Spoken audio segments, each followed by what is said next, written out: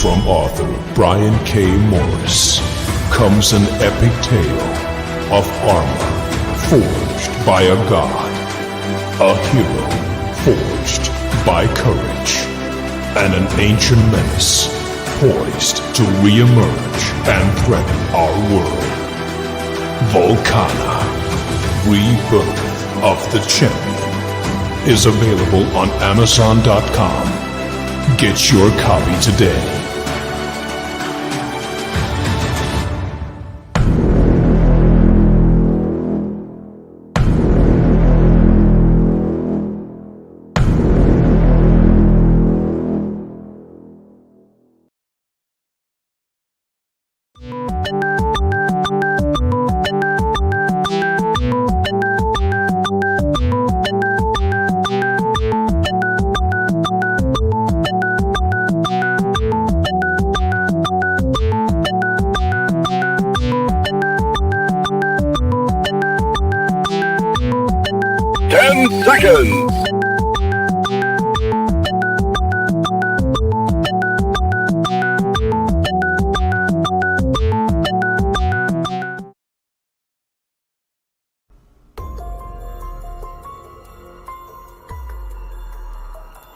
Welcome to Clever Title Pending with your host, Brian K. Morris, independent publisher, freelance hybrid author, award-winning playwright, and former mortician's assistant.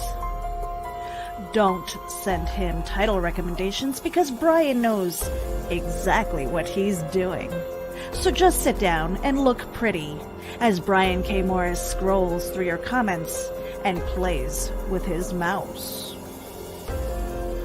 Join him on Tuesday nights at 8 p.m. Eastern, 7 Central, for Evening Pandemonium and Moonlight Madness.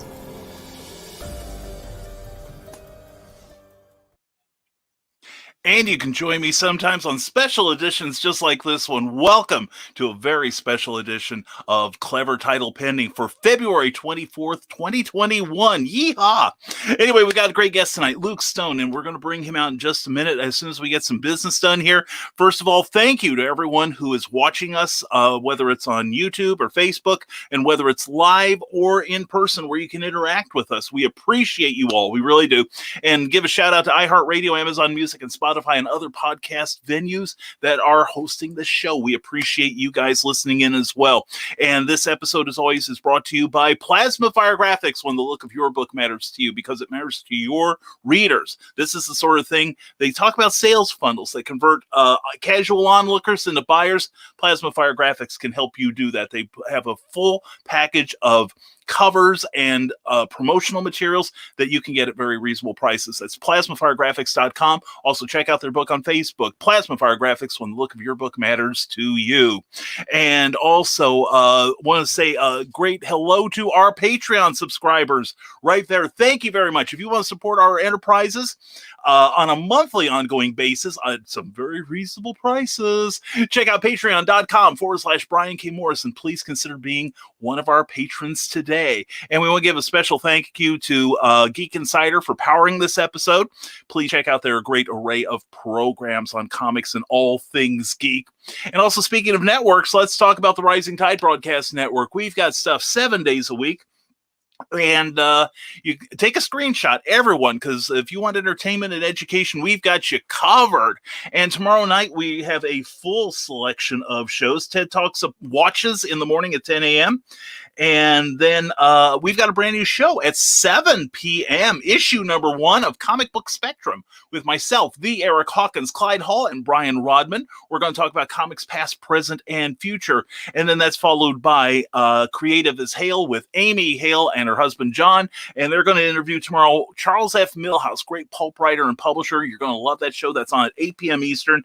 And then at 9 p.m. will be Stupid O'Clock with some great conversation, followed by the 1 hour stupid after show.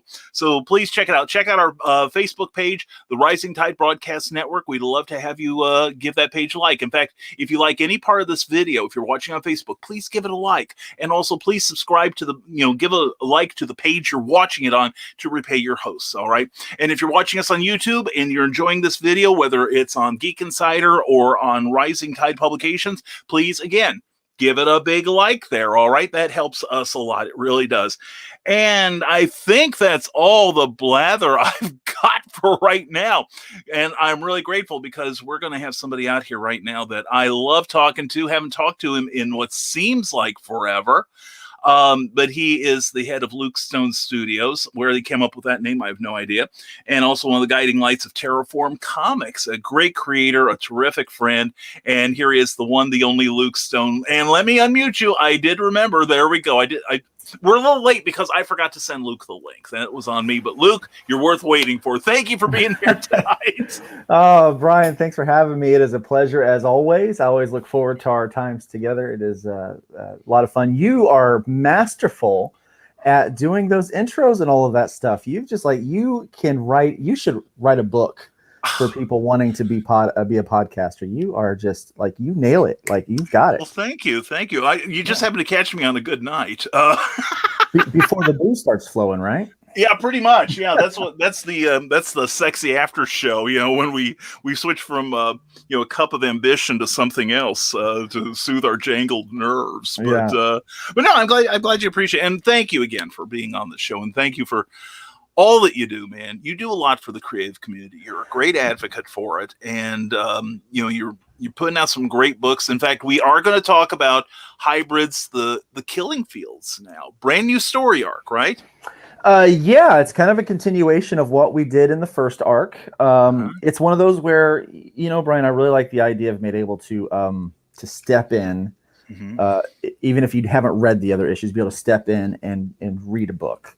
Because that's I think all of us had our first book was somewhere, and it wasn't necessarily the issue 1, and so I wanted to write a story that could stand alone, or people could jump in and just kind of go with it from there. But it is kind of a continuation, but it's a new story arc, and pretty excited about it. It's I think it's some of my best work. I've been told it is. Working with a new editor, and she pushes me pretty hard to not fall into basic tropes, and so good. You guys shout her out? I will. Her name is Piper Steed. She does a wonderful job on editing, and she's always looking for new clients and stuff. So if you're needing an editor and you want someone that's going to challenge you to really take that next step, then you might want to talk to her. So definitely get a hold of me after, message me or something. I'll get you guys in contact. But yeah, she's quite talented, and no, I don't think anyone likes it. So do you like to be edited?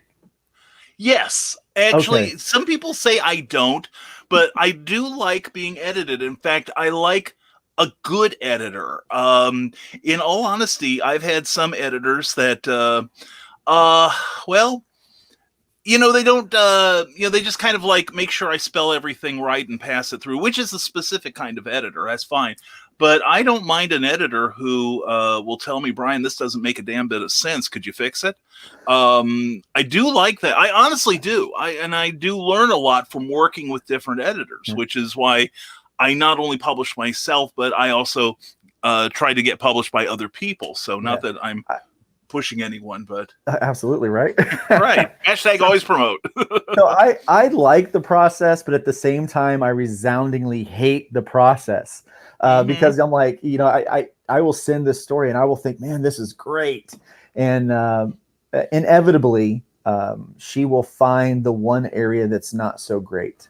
And it will cause me to rethink my whole process. Yeah. In the end, the book is better. I'm much more palatable as a writer when it comes to that now. But it has been a real pleasure working with Piper. And so she was the editor for this next arc. I've already got 3 issues written, 3 of the 4 issues scripted out. And so the art is about halfway done with part 2. And we are starting on the art for part 3. So we're actually kind of staggering all this stuff out. So that's great. So we're getting a lot of work done. But yeah, so I think this is some of my best work because I've been pushed in some areas to be a little more creative, to kind of avoid some of those basic comic book tropes, but to really write an astounding story for folks. And so this takes what happened in parts 1 through 5, and it just elevates it. You know, any issue that you might have had with those 5 comics, we definitely address that. And the whole last issue and a half are nothing but just one big massive battle.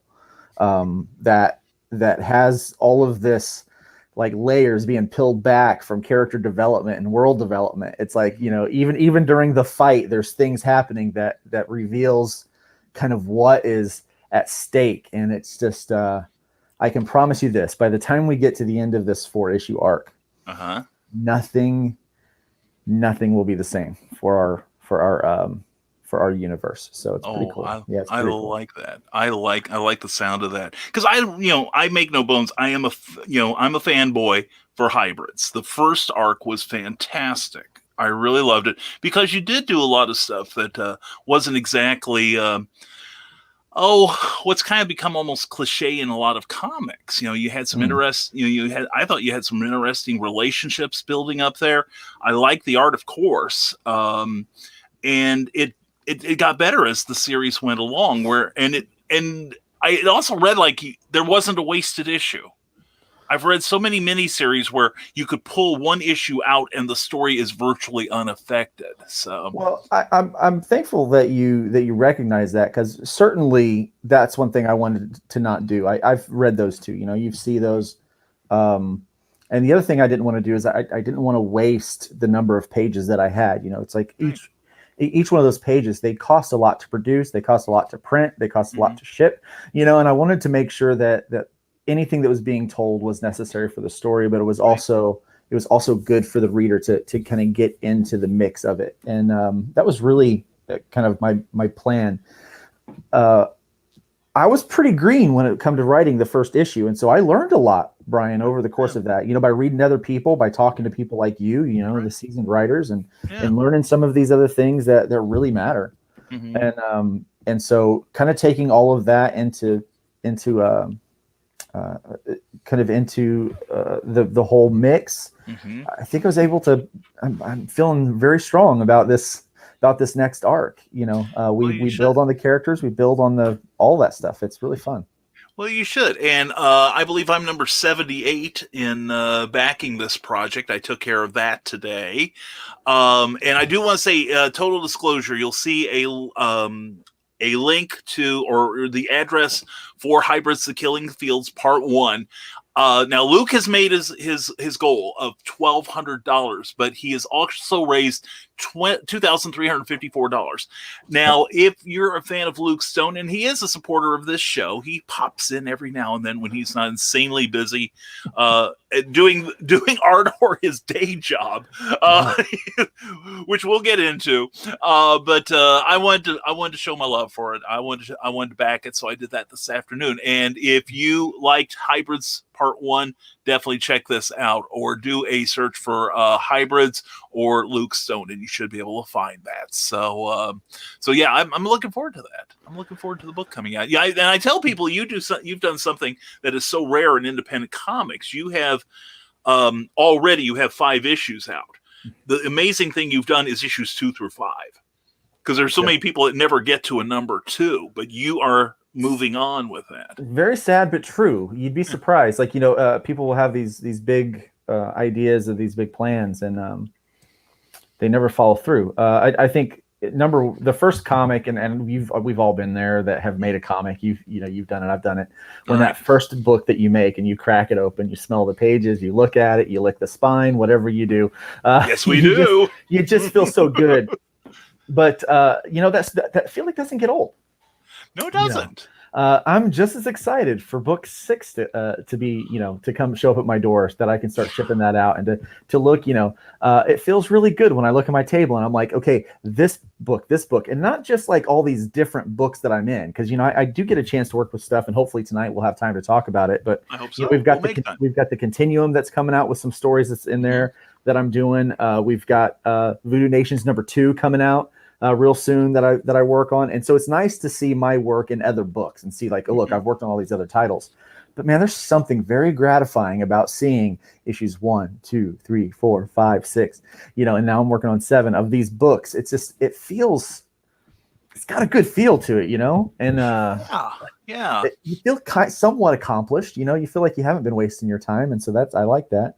Oh no, you've built up quite a platform here, and like I said, and the fact that you made your goal so quickly, and you still have 4 days left. So if there's a call to action, this is it. And I say that because I'm a supporter, and I'm a friend, so I want to see this. I want to see this book happen.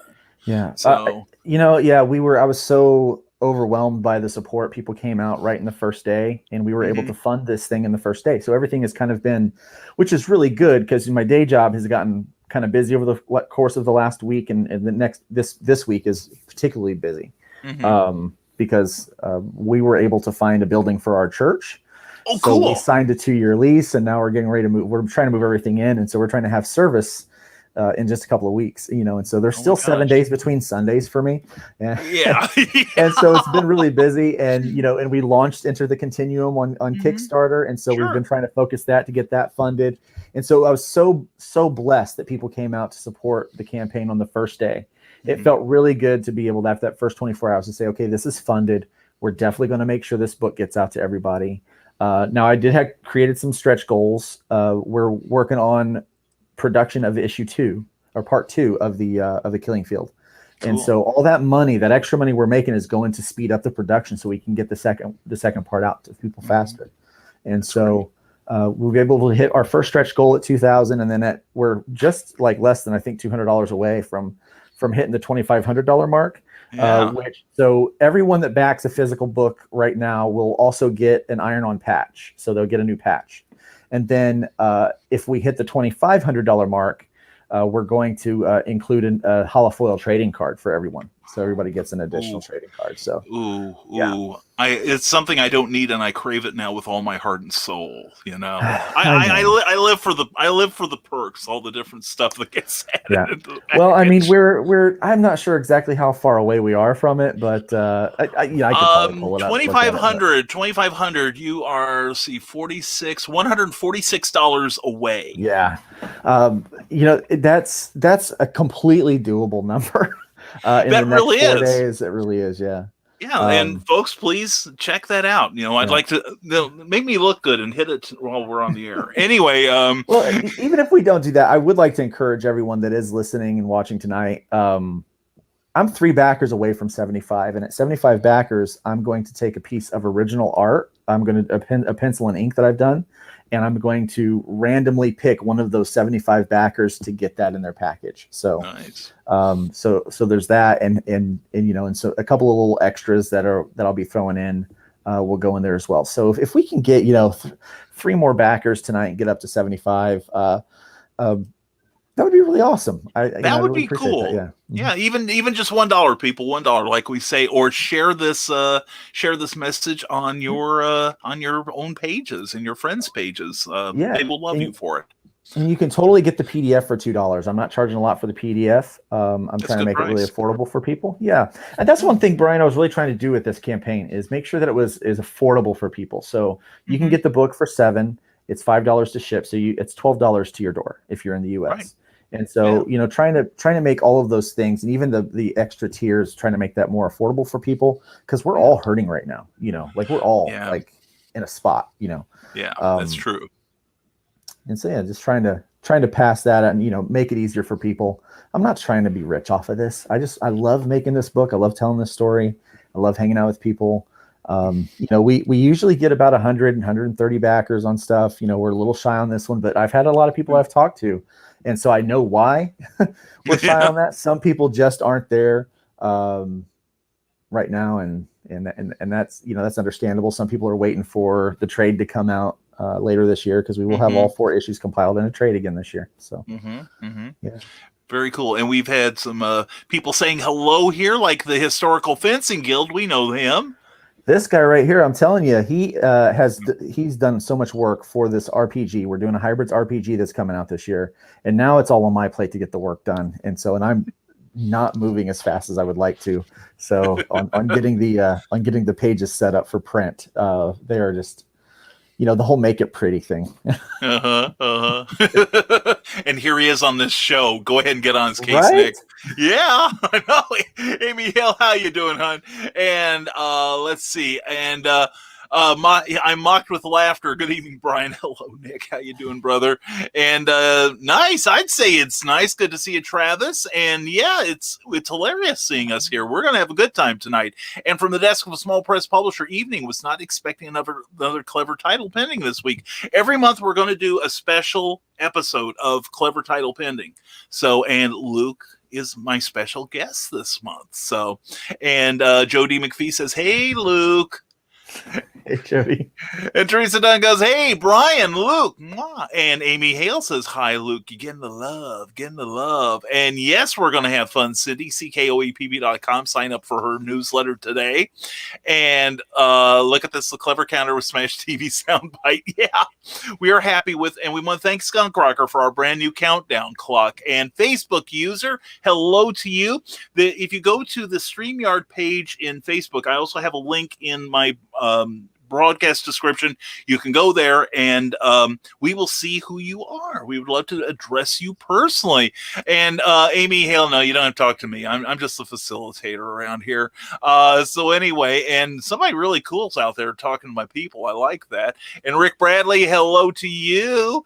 And let's see. And I'm who? He's a hack, but thank you, Travis. I appreciate it.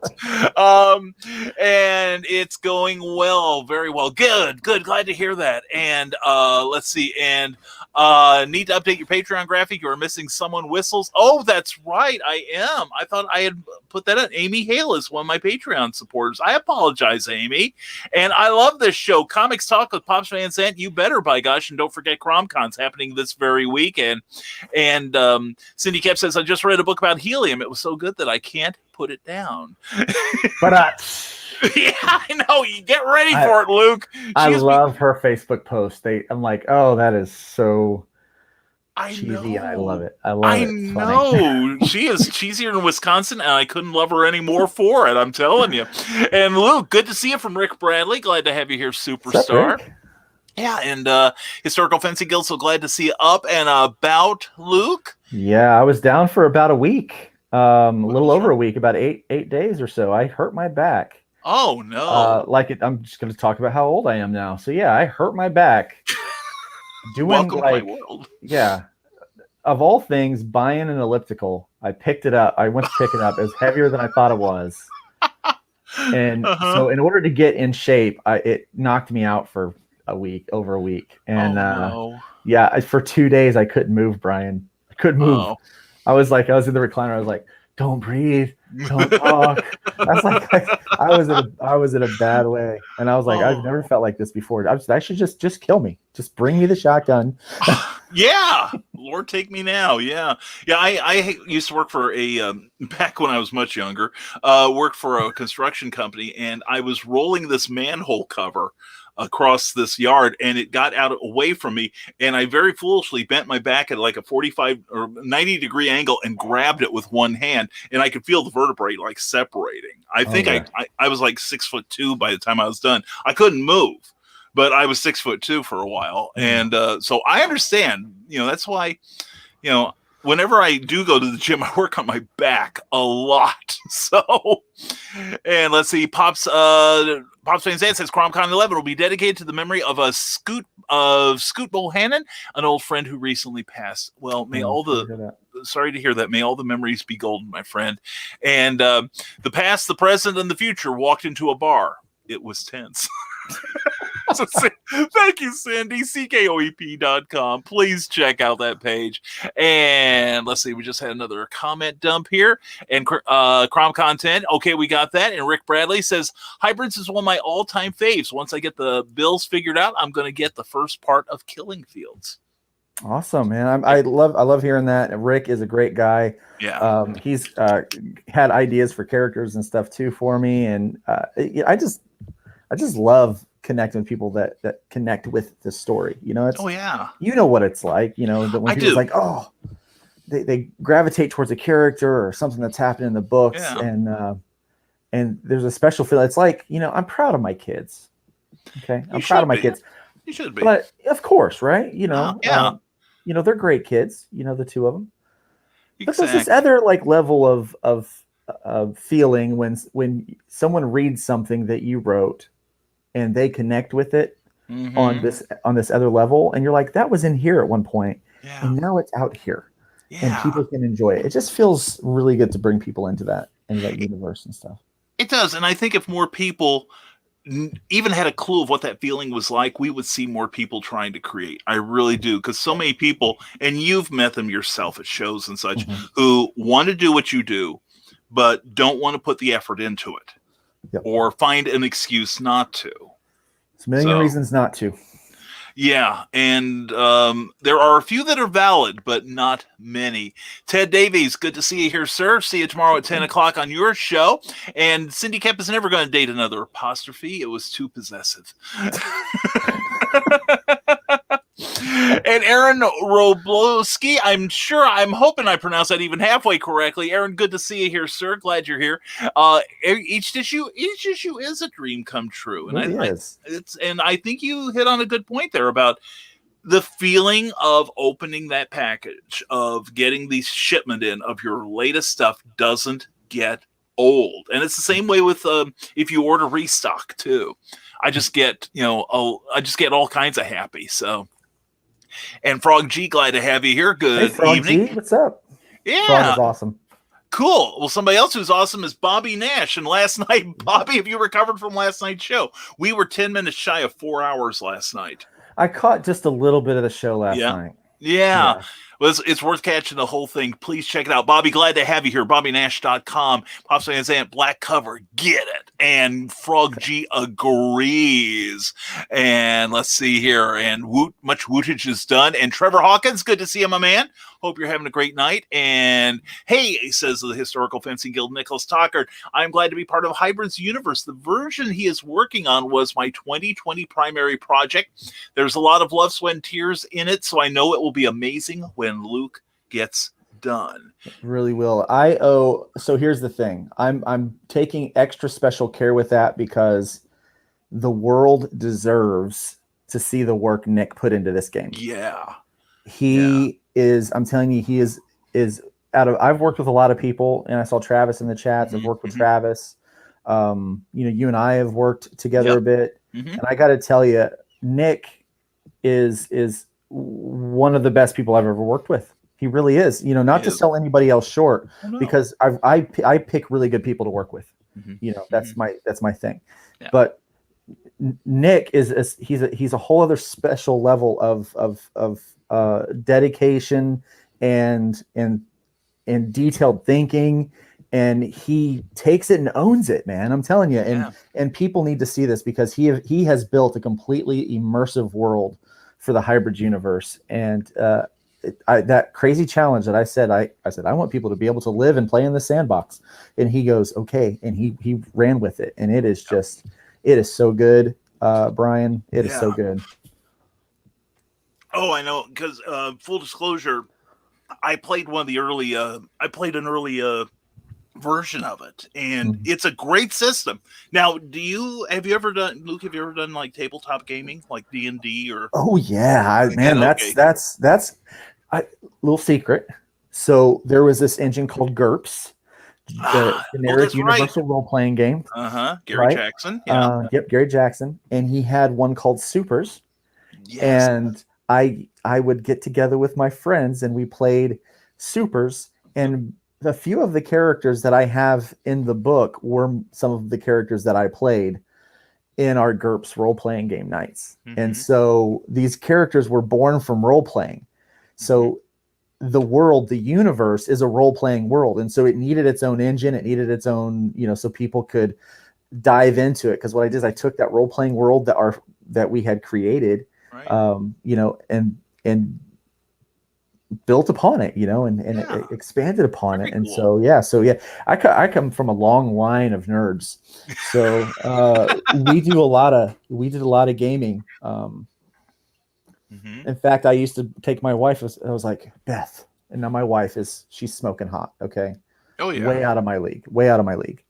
I'd agree. Yeah, that's true. Yeah, you've met her. I've met her. She's awesome. Like, she really is awesome. When her. People say my better half, she's like my better 3/4. I mean, it's not even better. Like there's like no contest. And she, but there was a time where like, hey, so we're really into like this thing called D&D, and bless her soul, she played D&D with us and was better than we were. And so we stopped that. I understand that completely. Well, my wife Cookie and I, we met through gaming and comic books. Yeah. So, and we gamed together a lot. And in fact, before we moved from Illinois, she was running a campaign too. So I totally tricked my wife. I totally tricked Beth. What happened was she met me. I was playing in a band. And so I was a guitarist, and she only knew the music side of my life, right? And so it wasn't until 2 weeks after we had gotten back from our honeymoon, I go and I pick up my long boxes and I bring them home, to our new apartment. Right. And I bring them to the door. She goes, "What's that?" And I go, they're long boxes. She goes, "Well, yeah, I know they're long in their boxes, but what is it?" It's like, it's got books in it. She goes, "Oh, books. I love books. What kind of books?" And she comes over, tries to pull up the lid, and I'm like, "It's, you won't really, you're not probably not the kind of books you like." And she looks at them, she gets a peek. She goes, "Wait, these are comic books." And I said, "Yeah, they're comic books." She goes, "There's hundreds of them here." And I go, "Yeah, I collect comic books." She's like, "What?" I didn't know that you collect comic books. And so wow. And I was like, "Well, baby, I mean, you already said till death do us part. I mean, you can't back out now." She's like, "But I didn't know about the comic books." And I'm like, "Well, it is what it is." That's right. Well, and we bonded over comic books. We met through gaming, and we bonded over comic books, Cookie and I. And in fact, our official honeymoon was at a convention in Chicago. Oh, that's cool. Yeah, that's really cool. It was great, and we were rooming with another married couple, and we told them don't come back to the room for 2 hours. Oh wow, okay. Yeah. So well, Beth does love the comic books now. She does. That's good. But good. Mostly when she goes to the conventions with me and she sells them, she really loves them. Then when she starts seeing that money box fill up, she's like, "Yeah, don't you need to go draw more comic books?" Yeah. Why didn't you bring your board with you? What's wrong with you? Quit slacking, right? Right. Yeah. I'm hearing it, but in another voice, as you can imagine. And Rick Bradley says he's got more ideas flowing for characters. It's fair of you to warn him. Look out. And Cindy Kemp says, "Congrats on funding. That is fabulous." Thank you, Cindy. Thank you very much, Cindy. And if you need an extra play tester, holler at Rick Bradley. We probably will. We're actually going to do a live stream playthrough when we do the launch for the crowdfunding campaign. So when we do that, it will launch with a live. It'll be pretty cool. Pretty exciting. Yeah, it'll be a lot of fun. That sounds great. And Travis, right back at you, guy. And Cindy Kemp says a GURP space scenario gave rise to Remnant in the Stars, one of her books, after much mutation. Very cool. Now, Cindy is our Grand Inquisitor here. We love her for it, as well as our jokester. And she wants to know, what is your next hybrids plan? Okay, well, besides the RPG coming out, so I do want to develop a board game with miniatures and a thing that we can work on. But that is after the game releases, so we're talking 2022, 2023. The next big plan is to finish up this arc, The Killing Field, and then to get into the third arc from next year, so 2022, have released those 4 issues for that arc and put that into a trade. And then I think I'm going to start looking for new writers and artists to take over that universe so I can start focusing on some other things. Very cool. Very cool. Well, just remember your friends. Anyway, not like like I need more to do. I do. I like the big shiny. But anyway, Rick Bradley, I'd like to know, when is the animated series? I'd totally do a voice for it. And I totally would have you do one for it. I eventually want to get into action figures and animated stuff, but I need a good solid 300 to 500 core followers that can help me support those kind of things when we run those Kickstarters. I need to be not in the like $2,000-$3,000 range. I need to be in the more like $20,000-$30,000 range to be able to pay for that. It's quite expensive to get all that done, and so I have big lofty plans, but I don't have the pocketbook for it. So. Yeah, but you're building it though. You've got, you fund it so quickly because you've got a great supporter base. You're active. I really do. I have a fantastic support base, and all the fans that are on board with the hybrids books. I'm totally, I'm just overwhelmed by it, and they do a great job. Now the goal is to try to spread the word out to even more people about what's going on, so that we can get all of the things done that we want to do. So we can have the animated series, so we can have all of those fun things, action figures, and anything that you can think of to really be immersive. That's our next goal, I guess. That's great. That seriously is, and I love hearing that you have a plan and a schedule, an agenda. Okay. That makes me happy, because I have that much ADD, and I can't wait to run that game since the Historical Fencing Guild, and it kills me not to talk about the plot. I know, I can imagine. Yeah, Nick knows. He gets to read the scripts and the outlines, so he's a part of that group, and it's pretty intense. Yeah, it's pretty intense, and so there's definitely we can't talk about it, because here's the thing: if you give away one little bit of a spoiler, it just because everything's connected in this universe, it affects something else in a major way. So, which is beautiful. Also, as important as Luke's world is, the way he always delivers on the materials is so crucial, and that's one thing you are terrific at. When you've completed a campaign, you get the stuff out. This is great. Well, I think that's the hardest part, for most people. I was talking with some other creators the other day who are running campaigns about how stressful running the campaign is. And thankfully, we funded early, and I haven't pushed as hard during this campaign because of busyness with my day job. Sure. But there's that, like, okay, I know how much I need to have done, but that stress really comes with the fulfillment. Right. And anyone that's ever done it, they know it's like, oh my gosh, that trying to get the books out. But I've worked with a lot of people that are consistent with getting books out. I've had an opportunity to do it a lot on my own, and so Brian, I think it's also to fix a stigma about crowdfunding comics. As much as I want to have the books in comic shops, and we do discounts for comic shop owners to get them in there. It still is. We're still reliant upon people who will go to the crowdfunding and support. This one is only a 28-day campaign on Indiegogo. I'm not taking it to Kickstarter this time, but it's like, well, I've backed on Indiegogo or I've backed on Kickstarter, and the person didn't fulfill. I never got my book, or I never got my this or that. Right. And it's it's annoying as hell. It really is, and especially since a number of the ones who have not fulfilled are people who have made, at least the ones that annoy me, at least, are the ones who have, like, 5 figures. They're making tons of money, hand over fist. Yeah, and it's been 2 years, 2 years and running, and they haven't even made an apology for not running, for not fulfilling your goals. And I agree, that is a stigma that crowdfunders have to labor under, unfortunately. But you're doing all you can. It looks to me like you're trying to reverse that trend, and I like that. I approve completely. Cindy Cap says, the door is alarmed, the floor is terrified, the walls are just mildly concerned.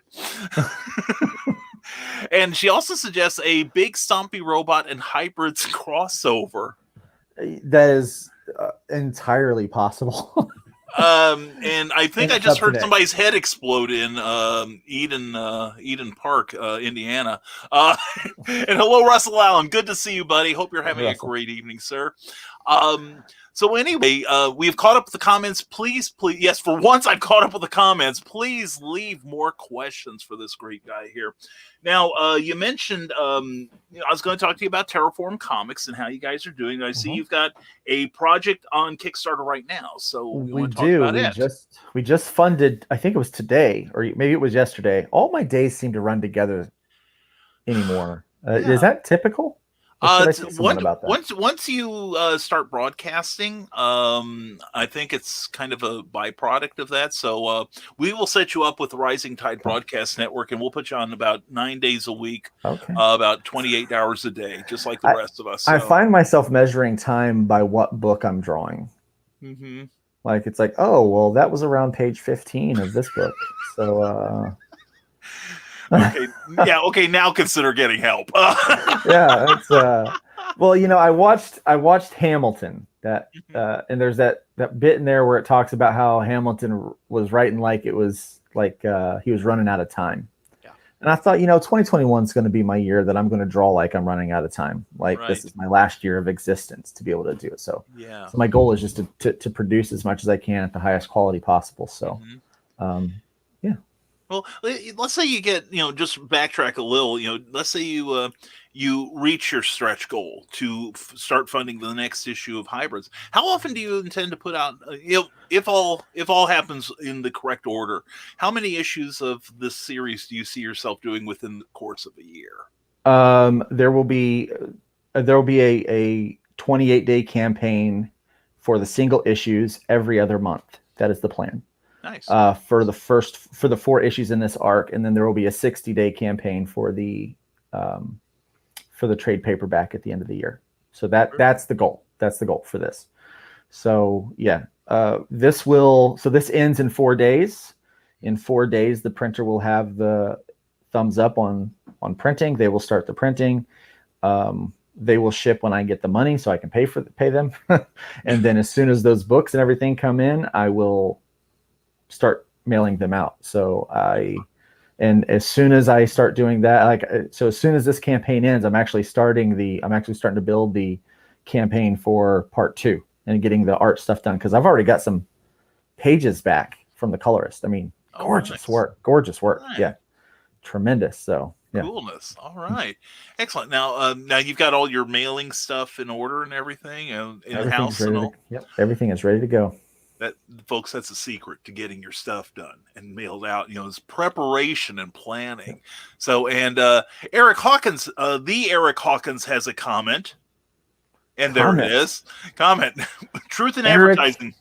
Eric, you never disappoint. And Eric, when Luke and I met in person last fall, we actually had nice things to say about you, but you'll never tear them out of me. But anyway, a big stompy comic is technically on the agenda for my projects outside the hybrid verse. Ooh, very, very cool. And Rick Bradley can see an artist for that. I was gonna say yes. It's like people will work for me. You never know when you're gonna get that tap on the shoulder. So. Rick Bradley says, I could see Trash Man picking up a big stompy robot and using it like a club. And let's see. And we've got some more questions, and then we'll get back to the Terraform comic that you're going for now. Cindy Cap wants to know, do you write the scripts and do the art? Now, you are both writer and illustrator. I am, yes. So I, in order to speed up the process, like sometimes I work with a guy named Brian Dawson who does layouts for me, and so he'll do like a rough layout pencil, and so sometimes his pages are like they're more detailed pencils than not, but he and I have a pretty similar style, and so it's a pretty easy crossover, and he knows like how I'm going to draw this or what I'm looking for, so it helps speed things up. But yeah, I write the outline first. I create for the whole arc. I do beats, and then what beats are. But for people that don't know what beats are, I don't know, you've probably got they're a vegetable. Yeah, and I was thinking more like it's what like 4/4 and 5/8. It's like Ringo Yes. knows when to hit the bass drum and hit the snare at the same time. Yeah. Yeah, I get this. Yeah, but I kind of do describe it like that, like beats. Like I will create like these rhythmic moments within the story, and I'll outline the entire thing, the entire arc, and then I'll go through and I work with the editor. I'm like, okay, where are my issue breaks here? Like where? And so we'll set the issue breaks in that, and that's how I determine how many books I need. And then I take that and then I script those bit of beats. I script each one of those scenes, and then once I've gotten the whole book written, I either start the layouts myself and start drawing the issues, or what I'm currently doing with this series is I send that script off to Brian. He does my roughs and he puts it in a folder on Google Drive, and then I start drawing, and then after each page is done, I send it to the colorist, and then so now the next issue is written. And so we're always working ahead. So he's working on layouts for for part 3 right now. So he's working on layouts for part 3. I'm doing the art, and Patrick is doing the colors for part 7, for issue 7, part 2. It all gets mixed up. Yeah. And I'm currently working on the script for part 9, for issue 9, part 4, that will be what the editor will have probably next week or the week after. And then so yeah, it's all lined up, and so we just try to keep it rolling like that. Yeah. Very cool, very cool. And that's the thing, that's your monthly comics from the big guys. This is how they're produced. Like right now, they're probably plotting out the book that's going to be on the stand, say 6 months from now. Yeah. But the writer has already turned in, like, say, maybe 5 scripts. The the penciler's maybe done 4. The inker's done 3. There's like a whole. It's a production line, is what it is. And that's the only way to keep up with it. Yeah. Yeah, and that's why when one person drops the ball, like say an inker doesn't get the pages done in time, then the letterer can't do what they do. The colorist can't do what they do. So that's why it's important for everyone to maintain schedules on these. Cindy Cap asks, well, how do you arrive at your reward levels for your various crowdfunding projects? What's the thinking that goes into that? Well, yeah, that's a good question. I used to just pull it out by the seat of my pants. I used to be like, oh, that'd be cool. But I start thinking about in terms of what can ship at what price now, what is the fastest thing to turn around, what has been successful in the past, what people like. And so people like multiple covers, they like stickers, they like trading cards, they like swag if they've got the extra money to do it. And so that's what I do. I'm like, what would I like? If I were going to back this, what would I back, and how much would I be willing to pay? Really, here's the thing, Brian, the coolest part is how I set my goals. Yes. It's how I set my goals. And so I figure out how much I need to produce the book, like to print. Okay. So I always just figure out what print cost is going to be, because I figure it's my investment in the book to make it. And if I can make money past the print level off of I only want to crowdfund for the print, if that's at all possible. Makes and sense. So my stretch goals go to help go into the next book, so that I'm not, taking food off the table. Sure. And so what I do is I figure out how much I need, and then I figure out what my average backers are for the book previous. Okay, this is my average backer. So if I'm probably going to bring in this many, I need to make this much money per backer in order to hit the goal. And then I set my lowest level or my most average level at that level. So I knew that, like, I typically get 100 backers. I need $1,200 to pay for all the printing and shipping and get everything out the door. And so $12 book, $12 shipped is how that's going to work, because I work in my printing, my shipping costs in with my printing costs. So I know it's going to be this much to print, this much to ship. Right. And so I work all that in. So that's really where the really difficult formula comes from. So if it goes up, you got to try to figure it out, and and all that kind of stuff. So well, and plus you have to figure in the costs, the administrative costs for the platform itself. Now I don't remember what it is for Indiegogo. I've never run anything. 5%. 5%. A little less than 5%. Yeah. Okay, because I know it's just a little under 10% on Kickstarter. Yeah, it's a lot cheaper with Indiegogo, which is why I've been going there. It's cheaper with Indiegogo, and there's the in-demand option, which is really good for me personally. Hey, you want to explain what that is? Yeah. So at the end of the campaign, if you can either do a fixed or a flex goal. So a fixed goal means if you don't make this amount, you're not going to get any of the money. A flex goal is you're going to print or you're going to do the thing no matter if you make your target goal or not. And so I like that option. But if you hit your funding goal, you can then put this thing in demand, and it allows people that may have missed the campaign duration to go ahead and get involved with the campaign to go ahead and purchase things. And so what I'm going to do with this campaign is as soon as we get done in 4 days, I'm turning everything off except for cover A and cover B. So nothing else will be available. But it allows people that's like, oh, I missed that and I still want to go back and get part 1 of the killing field. Well, you can, and you can do that all the way up until the time I start running the second part 2. And so it's a really cool feature, something that Kickstarter doesn't have. So there's a few reasons why I went to Indiegogo versus Kickstarter with this one. And a lot of it comes down to that fee, because I only have to worry about 5% of this going to the platform, which means I don't have to ask for as much.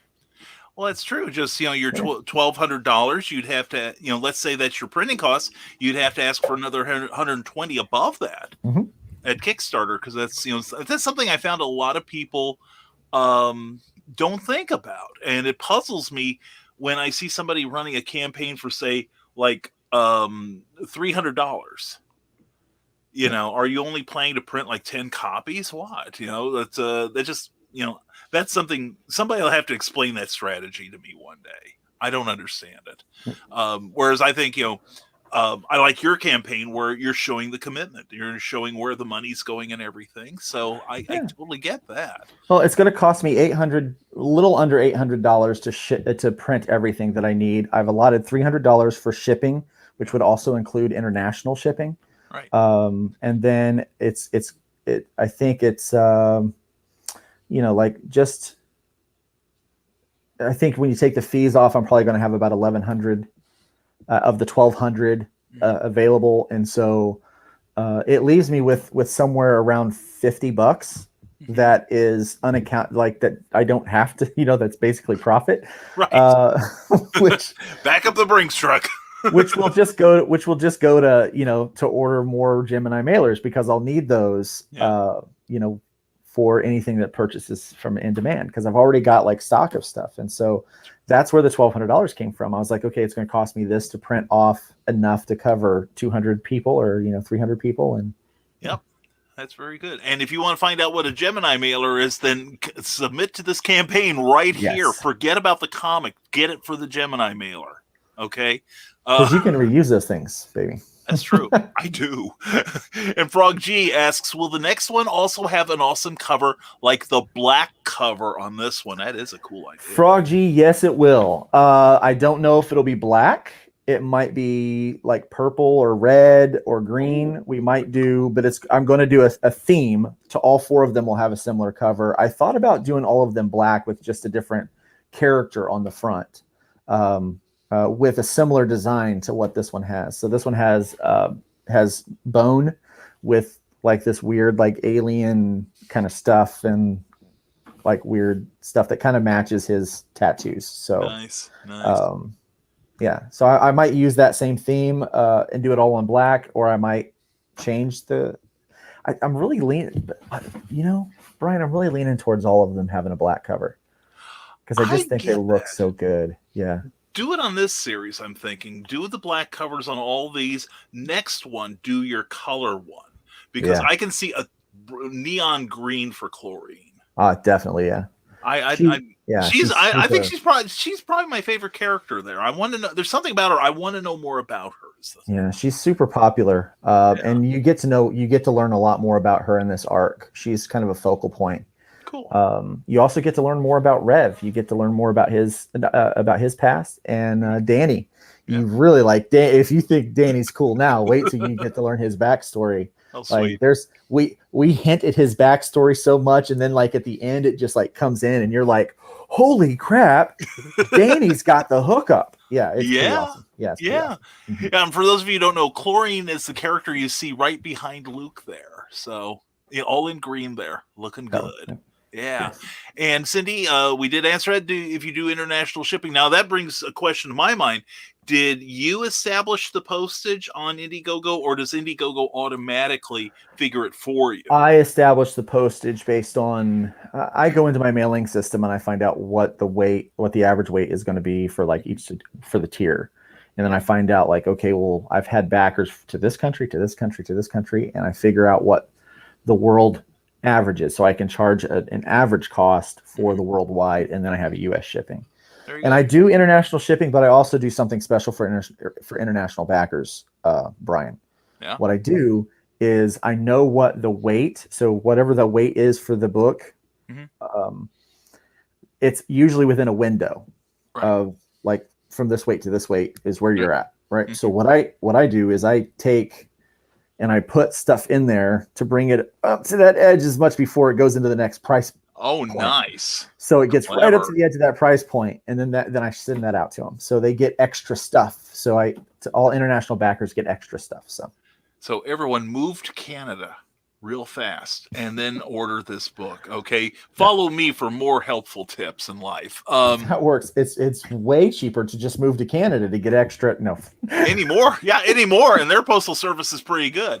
And the Historical Fencing Guild, I genuinely set my schedule by never mind the furthermore clever title pending with Friday practice and live streams. And we're probably throwing you off, Nick, and I apologize for that. And Cindy, dang it, we just threw off Nick's whole week. I know you're never going to get any pages now from him. And beat it. And Nick Tockert is with a mental hourglass of looming deadlines working ahead. Oh, welcome to my life. And Eric Hawkins has a legitimate beef. Editors, ick.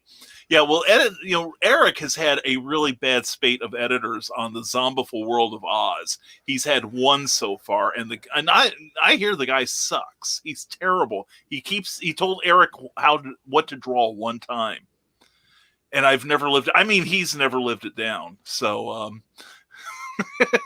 he gives me hell. He needed one more zombie for a book, and he wouldn't listen to me.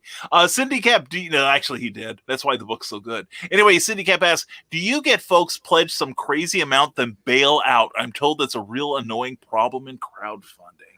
I have that on Kickstarter, not so much on Indiegogo, because Indiegogo takes the money right away.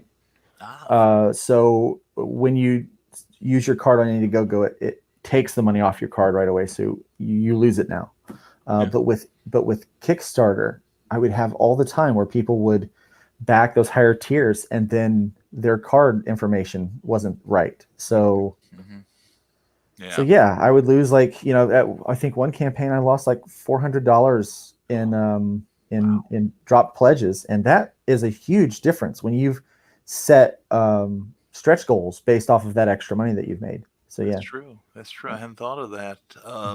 If they didn't come through, let's say on Kickstarter, if they didn't come through, let's say you're just for the math's sake, you ask for $2,000, and you get $2,500, and then somebody or a number of somebody's drops it down to $1,900. I wonder if you'd still get the money that way. You still get the money because it technically funded, but you don't actually have the money you need to do the project, and so you have to wind up taking that out of pocket.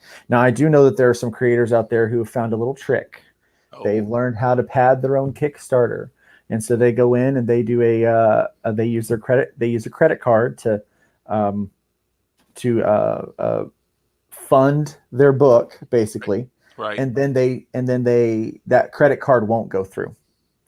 And so it's a dropped pledge. So it turns into a dropped pledge that they don't actually get the money for, but it pads their numbers, it looks good, and it gets their funding through.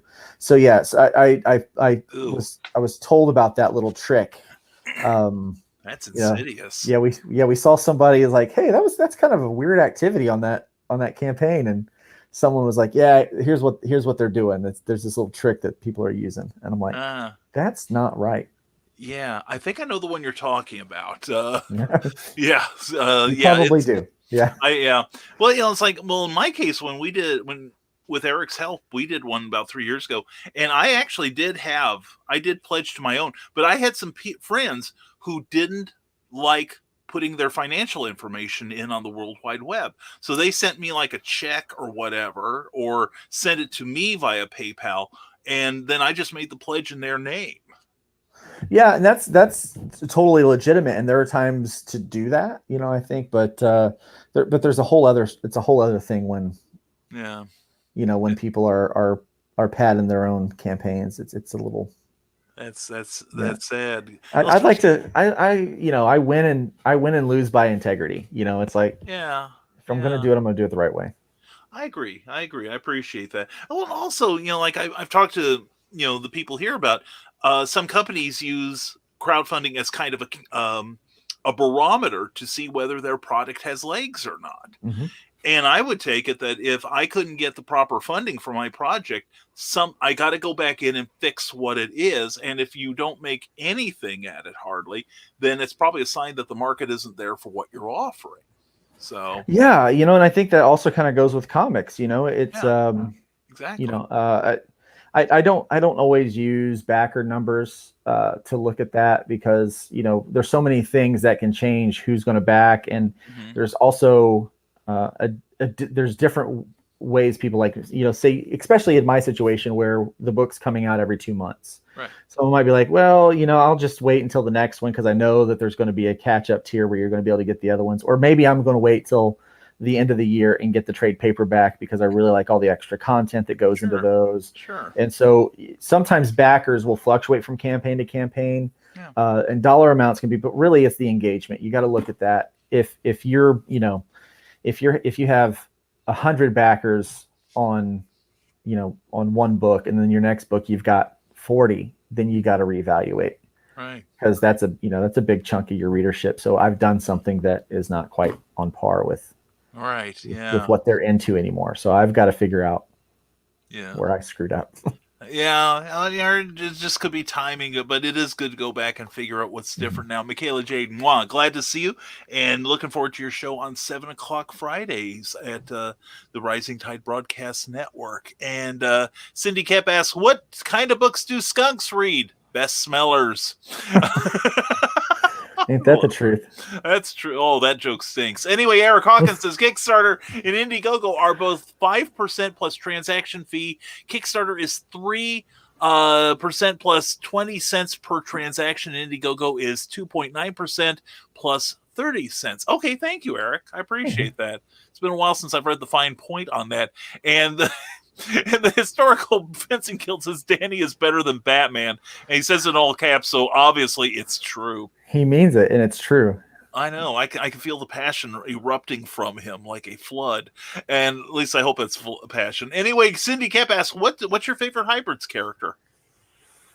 Danny. Which of your children do you like the most? I think Danny, because Danny is the only one that's a real person. Ah, there we go. Danny's not made up. Yeah. A little bit of his backstory gets, I do the comic book thing and I go a little crazy with it, and starting in part 2, you really start to see like, that's kind of different. But Danny, his personality is 100% a real person. 100%. Yeah. That is awesome. Rick Bradley says, I must say, I just had a proud parent moment. My 2-year-old wanted me to turn her TV on Netflix and requested to watch the Mighty Morphin Power Rangers. I'm so proud of her. You're a good dad. Parenting win. I know. What's the whole contest there? And drop pledge, making notes, slow down, says Eric Hawkins.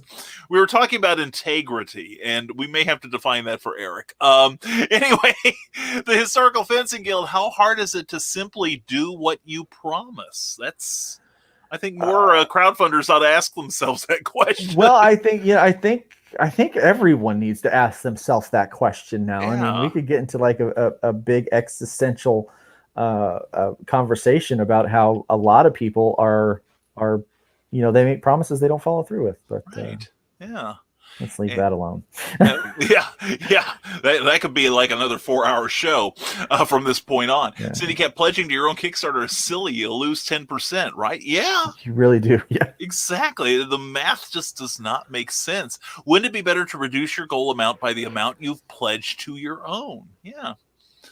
Well, I wonder if sometimes people just overestimate the potential popularity of what they are doing. You'll hear people talk about optics all the time. Yeah. It's optics. It's optics. It looks better if you have 100 backers. It looks better if you're making, these bigger numbers. It looks better if you fund on the first day. It looks better, Right. And at the end of the day, I really don't care if people are looking at my stuff that hard and they care, that I have X amount of backers on this one, but I had X amount of backers on the other one, you're making this much less on this particular IP that that you have versus this IP, screw you. Exactly. Just go kiss your mother, go kick rocks. That's right. Go pound sand. Yeah. It's like, don't be stupid. It's like if someone is that concerned about my business, that's all they're doing is sitting around like looking at all that stuff. Yes. My question is, did you buy my book? Did you buy it? Are you pledging? Yes. And if you bought the book, you're a good person. If not, you're scum. We scrape things off our shoes at the end of the night better than you. Yeah. Here's what I care about. If you pledged for all 5 books, and on book 6 you don't pledge, I want to know why. Why not? And I'm not want to come at you like, hey, you're scum. Why didn't you know? It's like, right. Why didn't you? Like, is it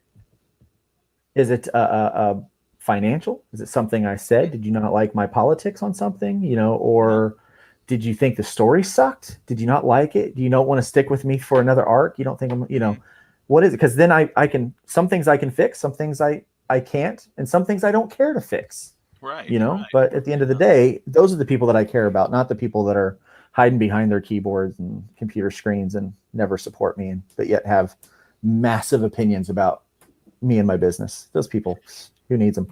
Yeah. I'm in total agreement there. The Historical Fencing Guild says, I just hate the shadiness, but that integrity is why I am comfortable working with Luke. Even if it is delayed, I know he will do right by me. I don't trust easily, so that speaks to his character indeed.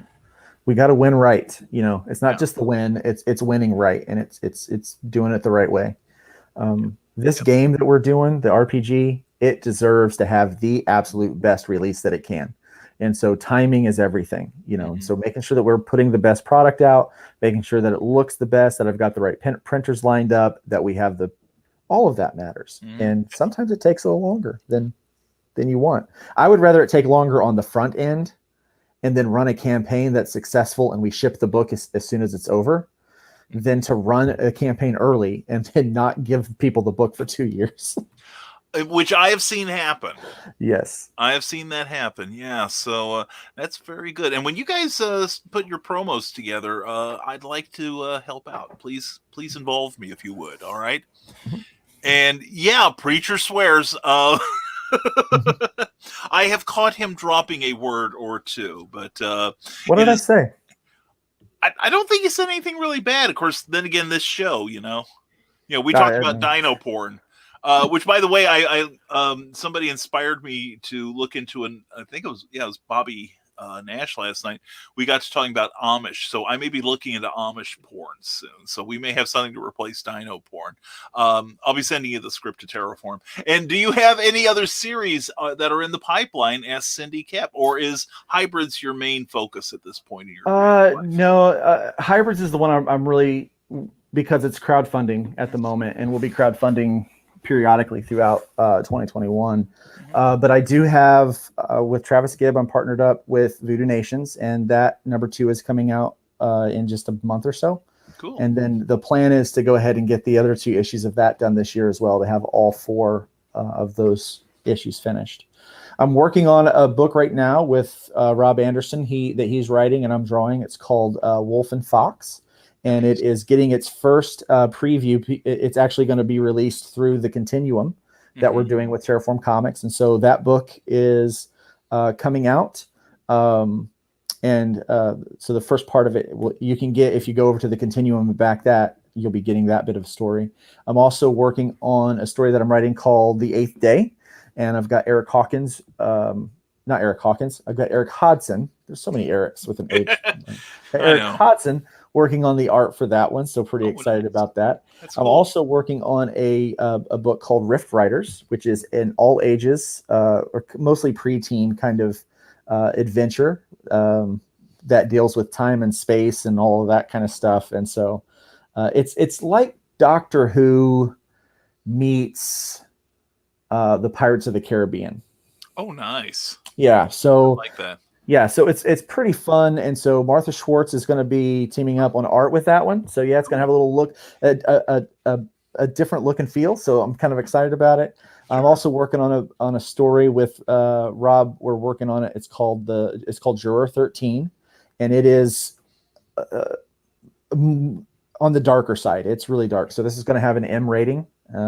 It's a pretty rough story, but we're working on that. Yeah, there's two or three more things that I'm working on that's going to be hitting the shelves this year. So yeah, that's great. Pretty busy. Cool. And you're still, with all the stuff that you've got going, you're still going to try to maintain that bi-monthly schedule on your book, right? Yeah, because that one we've got working out pretty good. So good. Yeah. Good. Yeah, okay, now we got distracted. Tell us about the Continuum.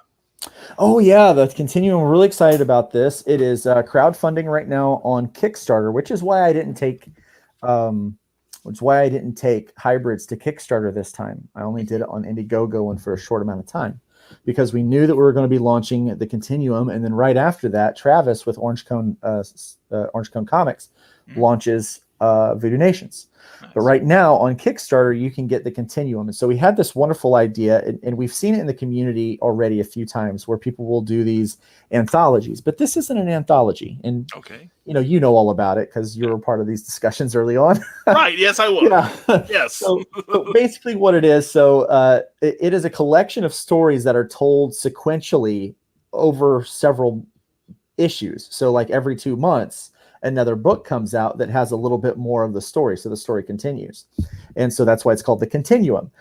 So you will get a book that has several stories in there. A couple of them are just previews in this first big 40-page issue. So it's an oversized issue. And so we got a couple of things in, like we got Russ Leach. He put his book in there. And so Only Death Can Save Us, which is amazing. And so Russ has got several pages in there that are going to be able to be introduced into a larger American audience than what he currently has.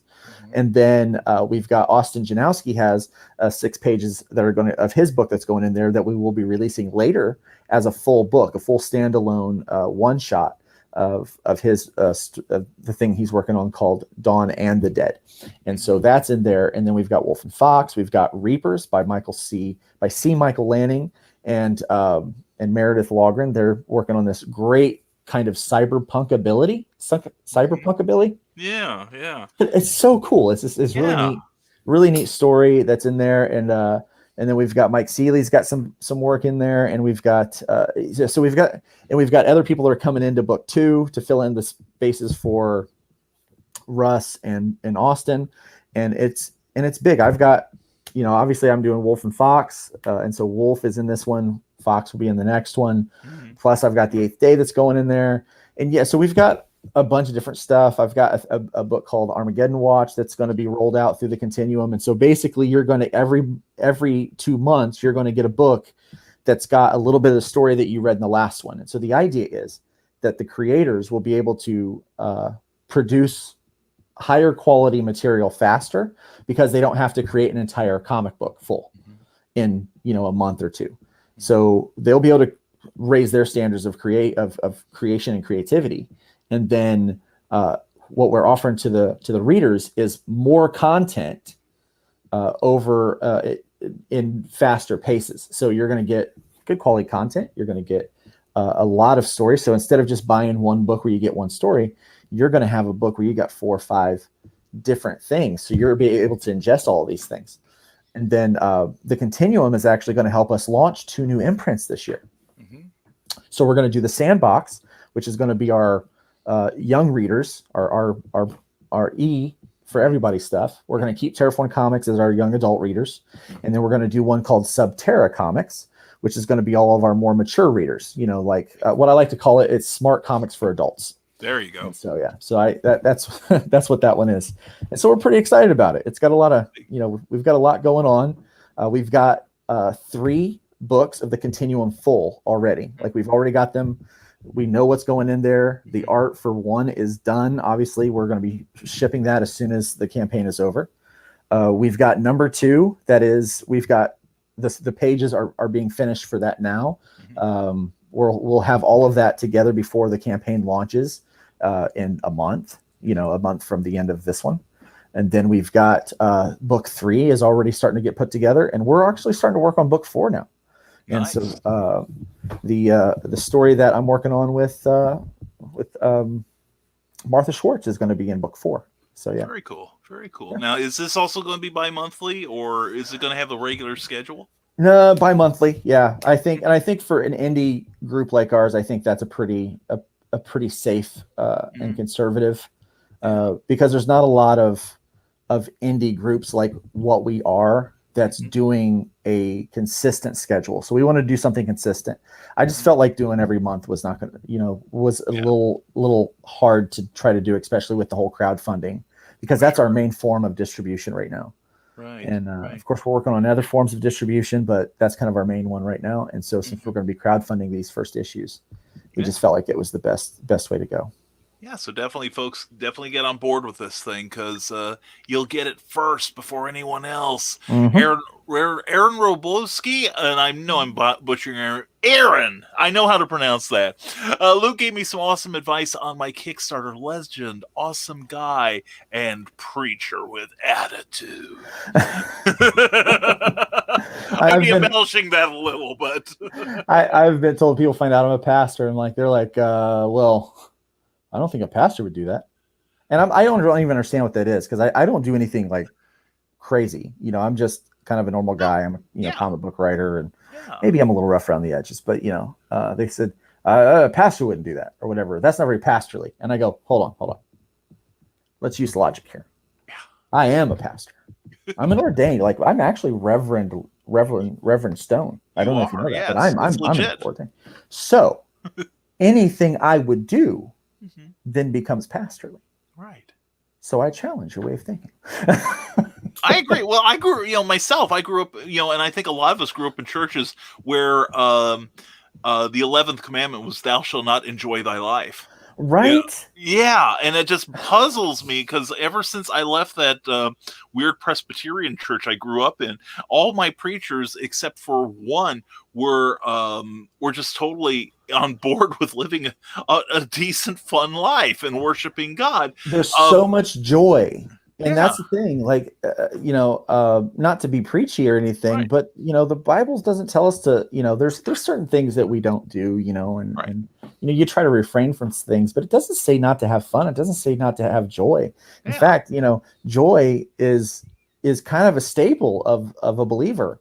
And I get so sad seeing all these sourpuss Christians walking around. No wonder nobody wants to go to church on Sunday if that's what church looks like, Oh yeah. So I like to have fun. I like to have a good time. I like comic books. I like geek culture. I go to movies. Not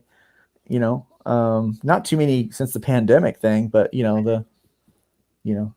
since the panoramic started, I haven't really done much with that. I get it. That's why I was so happy to see you last fall. Luke came to visit family in Kokomo, Indiana, and he and his wife and I had lunch, and it was I had a lovely time. I hope we can do it again sometime soon. Absolutely. And so we were super careful that whole time while we were there, right? And yes, so we were. You caught us on our second day. Yeah, our second day that we were there. Yeah. And whatever. And later that week, okay. I had dinner with somebody. It was for Barney's birthday, my father-in-law's birthday. We had dinner with somebody. Sure. And they I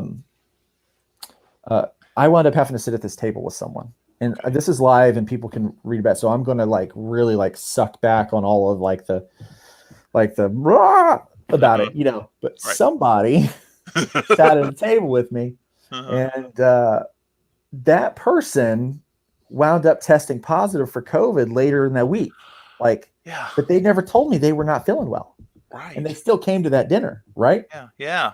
So here in Jacksonville, we do great with testing. Okay. Right. We have you can walk up, you get tested 2 hours later, you've got results. Nice. And it's free. Cool. I can get tested 3 times a day if I wanted to. Oh, sure. Yeah. I mean, but who wants to do that? Right. Yeah. Having the bottom of your brain scraped. Yeah. Yeah. So I get in this line to get tested. It was really fast. I was in there in and out in 20 minutes. But if I didn't tell everyone in there about this guy, like I've been good, I hand sanitize, wash my hands, wear my mask all the time, doing everything I should to make sure everybody is safe. And this dude comes eating out of my chip bucket with COVID. I said, I swear, if I have this thing, family's not going to hear the end of it. Yeah. So we went, got tested. My results were back in like an hour. By the time I got home, I knew I was COVID free. Nothing. Good. Which then meant that I was invincible. Now you're fearless, right? I walked around for 2 days. Bring it, COVID. Yeah, bring it. Well, they should all just take my blood and cure everybody. That's right. Yes, yes. But none of that's really accurate. Washing the blood of Luke. Yes. Yeah, that was just that was all in my brain. And but yeah, I felt pretty invincible for a couple of days. I was like, I sat across from this dude for 2.5 hours, and COVID can't touch this. But of course, to be really fair, like I was very cautious, and I had hand sanitizer under the table that he didn't know about. And I would just like every 15 minutes, I'm like, and I'm like, he's just gonna think I'm obsessive, which I kind of am already about that stuff. I just think no offense to people out there, but I think in general, people can be gross with their fluids and stuff. And I just, I had the whole reason I tell the story, the whole reason I'm in comics, like really doing comics now, is because in 2014, a friend of mine's brother who was a comic artist, and I always wanted to do comics, but I felt like I can live vicariously through his work. Right. He got sick at a convention. He got con crud. Oh, God, and it turned into something worse, and he died, and he was only a few years younger than me. Oh, no. And it made me realize that I haven't even made a comic book yet. And I've always wanted to do this, and he's just a little bit older than me, and he passed away. Mm-hmm. So when am I going to get some kind of sickness from some random person out in public? And is it going to kill me? Right. And I haven't achieved what I want to do yet, Yeah. And so that got me into it. But at the same time, it makes me really paranoid about people's junk. So I understand that. And I'm kind of a hypochondriac to begin with. So that's my best defense is my paranoia. Yeah. And I'm a little bit of an introvert, even though outside of people like, oh, he's very extroverted. Yeah. No, I'm an extroverted introvert. So I don't get energy from a true extrovert gets energy from being around people. Right. It still drains me. I like my private time, like my quiet time. So yeah. And a lot of us are that way. I totally get it. So Cindy Cap says Bear Productions, Animalize publisher, which is her latest book available on Amazon, is going to be crowdfunding issue 1 soonish. What's the most important thing we should keep in mind in our crowdfunding campaign? Don't get too complicated with your tiers, because you have to ship that out. You have to be able to keep track of all that stuff. So try to keep your packages pretty simple. Like it's like, okay, well, this is like, basically everything has a base package. Everything's going to get this item, and then you add this item on, or this item, So you try to keep it simple like that. Be well organized. Talk about your campaign weeks before you launch. Build a mailing list. I know that's more than like one thing, but that's like prepared is always the best option. So yeah, was it Zig Ziglar used to say, if you fail to plan, then you plan to fail.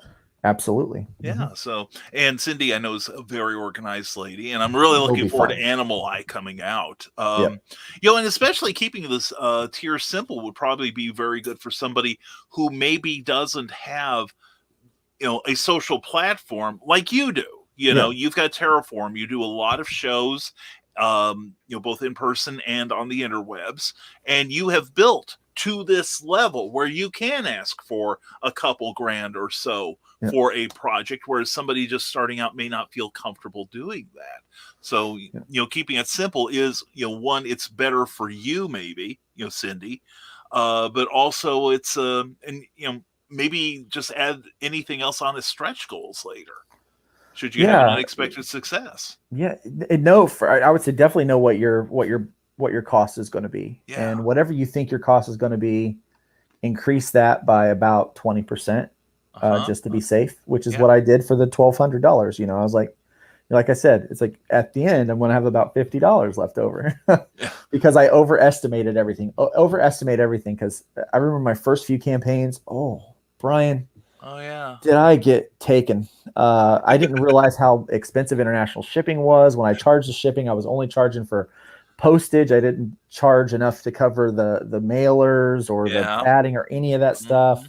Yeah. You know, I tried to find the cheapest way to mail the stuff, you know, because I was now getting out of my pocket. And then I had books that got damaged. And so I had to send new books out. And so I wound up, it was such a disaster. And the fact I did a second campaign was a miracle. Oh no, I get it. My own campaign, I didn't anticipate all the various expenses that I thought I did. I underestimated my postage way too much, and you know, I just kind of nickel and dime myself out of any sort of chance to fund an issue 2 from my issue 1. So yeah, I totally get it. I totally get shipping it. I thought gets I planned everybody. everything. Yeah, shipping gets everybody. Like that is the thing. And now international shipping gets everybody. And there's this new thing called a VAT tax that they used to have to pay until Brexit, and now it's up to the people that have stores to do it. Right. And so I don't even know how that's going to work on this campaign because this was all set up and launched before that really took effect. So we'll see how that's going to be. So I'm worried about losing a little bit of money on that. That's why I'm estimating so high on shipping. Good idea. Good idea. And Cindy Cap asks, where does a bunny get breakfast? At IHOP. I love it. Rick Bradley says bi-monthly is a good idea. If you tried monthly, that could drive you a bit crazy. It would drive me crazy. Yeah. But also, you know, it's like some crowd, you know, I know like you've got a record, but I know that, you know, like Kickstarter, for instance, doesn't look kindly upon launching a campaign when you've already got one that you haven't fulfilled yet. You know, which also could work against somebody too, but bi-monthly is doable. Yeah, so the idea is that you can launch your pre-launch page while you're fulfilling, and then as soon as that's fulfilled, then you could turn on the campaign. But yeah, I do know people that run multiple they have multiple campaigns open. Kickstarter is a little more rigid about that than Indiegogo, right? Because Indiegogo understands they allow a little more freedom with some of those things because they understand how that works. So, so in essence, if I wanted to run a second Indiegogo for one of the other books that I'm doing simultaneously with hybrids, then I could, but I tend to not do that. No, that makes perfect sense. And Cindy Cap says, yes, people can be scary. I used to teach in public school, so you know. You know. And Philip Thompson has a plan there for launching his very first book and doing live Facebook stuff to introduce himself and his personal story and to share it on comic book pages. And it looks like you've got it planned there, Philip. I'm very proud of you. Good work, man. Keep us posted on that, all right? And Travis of Bear Publications is working on the tiers now, so Cindy Kep, that's going to be her publisher for Animal Eye. And to cover all the things, we're going to aim for about $3,400. That is a safe amount to go for. It's very possible too. You've got a great network here with Rising Tide, so I'm sure you're going to have a great start with that. Little tip, I don't know if this helps or not, but figure out your mailing list, how many people you've got in your mailing list, and about 10% of those people will come out to support you. Is what I've learned is a safe amount. Sometimes you'll get 20, maybe more. But 10% is a really safe amount. And so like for me, like what I did is I figured out my mailing list and how many people had supported me before and what I needed for my amount. And then that made me determine what my average tier level was going to be so that I could figure out what my average backer count would be to get to the money that I needed. But $3,400 is completely doable. Completely doable. Yeah. And the nice thing is, you know, I'm a huge advocate of the mailing list. Oh yeah. Because like I always say, like if I'm selling my books through Amazon, Amazon's never going to tell me who these people are. They're not going to tell, so like if for some reason Amazon went away, how would I be able to contact the people that support me? So that's why I have the mailing list, so I can talk to these people directly. Like Cindy has for her great newsletter, which you can get at ckoepp.com. Her newsletter is great. Yeah. I will say this. I want to do an Amazon store, but I don't have enough stuff to sell, because you have to sell a lot of stuff to make it worthwhile. It's like $50 a month to have, or something like that, to have a store. And you also, and you can let Amazon sell it for you, but you have to let them have it at at such a discount. You might as well go to some place like Liberty Entertainment and let them sell it for you. Yeah. And that's what I run into, because they could print the comics, but then the cost has to go up because the profit is not there or whatever. And so in order to do it, then I have to have my own store in order to sell my own product that I just had printed at a high quality that I'm going to ship in a high quality mailer. Right. I have to pay like $50 a month or something like that to have that store. And I'm like, I need to sell a lot of books, because comics have like hardly no margin. And I was like, I have to sell so much to make this worthwhile, or else I'm losing money on my business. And I just don't seem like that's a good business sense yet. No, not at this level, but it's something you can definitely work up to. And one thing I also wanted to add is that you can also, and I'm seeing a lot more people do this, which I'm really glad to see, using the crowdfunding campaign to grow their mailing list, because everybody gets a survey at the end of a campaign. And a lot more people now are saying, would you mind if we put you on our mailing list for our monthly newsletter or bi-monthly newsletter, whatever? I won't lie. I won't lie. In the last 4 or 5 months, that's how I've grown my mailing list, is through crowdfunding campaigns. People, I put on there, would you want to be a part of the mailing list? And so when they sign up for the mailing list, especially with something like an Indiegogo, they know that they're signing up for my mailing list. Like when you put that information in, you're getting put in a category in my mailing list that you're one of my IGG pre-launch people. And so anytime information about one of my launches comes out, that group will get like, hey, here's the update on the Indiegogo. Yeah. They don't get all the other stuff, but they get That's great. That's great. And Rick Bradley read that as Travis Bear Cub. Well, I don't know. I've never met Travis before. He could be a furry. We don't know. And Philip Thompson, don't panic. I'll protect you, Luke. And Philip Thompson, we can talk about that. We'll talk about it later. And yes, Facebook is a great way to grow your email list. Just ask people to be on it. That's why I ask frequently if people want to join my newsletter.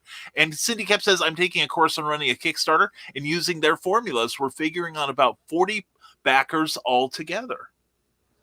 That's good. Yeah. Yeah. I'm thinking, well, 3,400 divided by 40. What's the average cost then? Would that be like $80? Am I right? Is my math off? With 40 backers for 85. Yeah, $85. Yeah, that's 85 is really doable.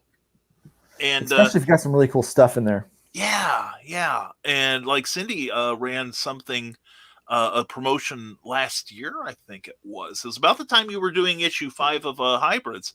And she had our own Bill Sarden doing some robotic swag illustrations. Neat. For stickers. Yeah, it really looked beautiful. It was really nice. And that's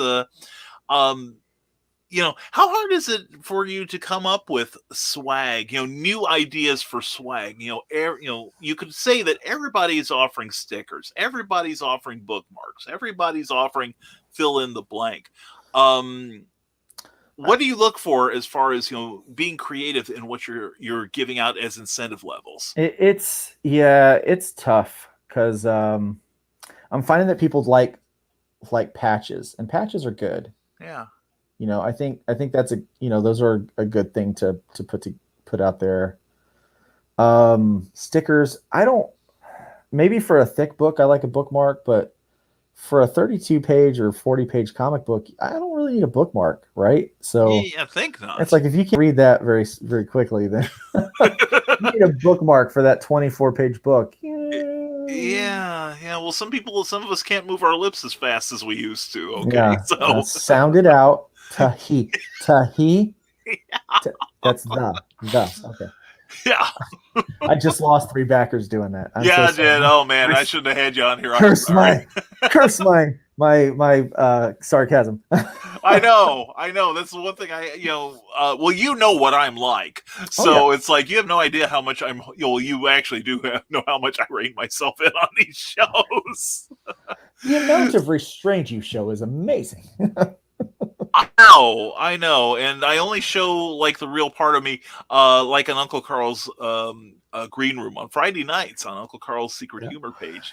So, and Cindy Kemp says Travis is a pretty tall guy. He was the Source Jail, a bear in Animal Eye. Okay, now I know who he is. And Cindy is working, and I know I mispronounce this, I'm sure, all the time. Amigurumi patterns for the main Animal Eye characters to use as a reward. Cindy is Cindy is a very talented. I don't know if you've seen this, Luke, but she's a very talented crochet artist. Oh, that's neat. Isn't that beautiful? That's nice. Yeah, it has the sideburns and just looks just like me, I'm sure, even down to the what. But I didn't know you had a tail. I must have missed that. Yeah, I had it tucked under my coat when we were together. So yeah. I like prints. Prints do good, but I'm an artist, so I can draw up a print pretty easy. Right. Yeah. Now like I noticed your last campaign, I think it was, you had prints, and they were.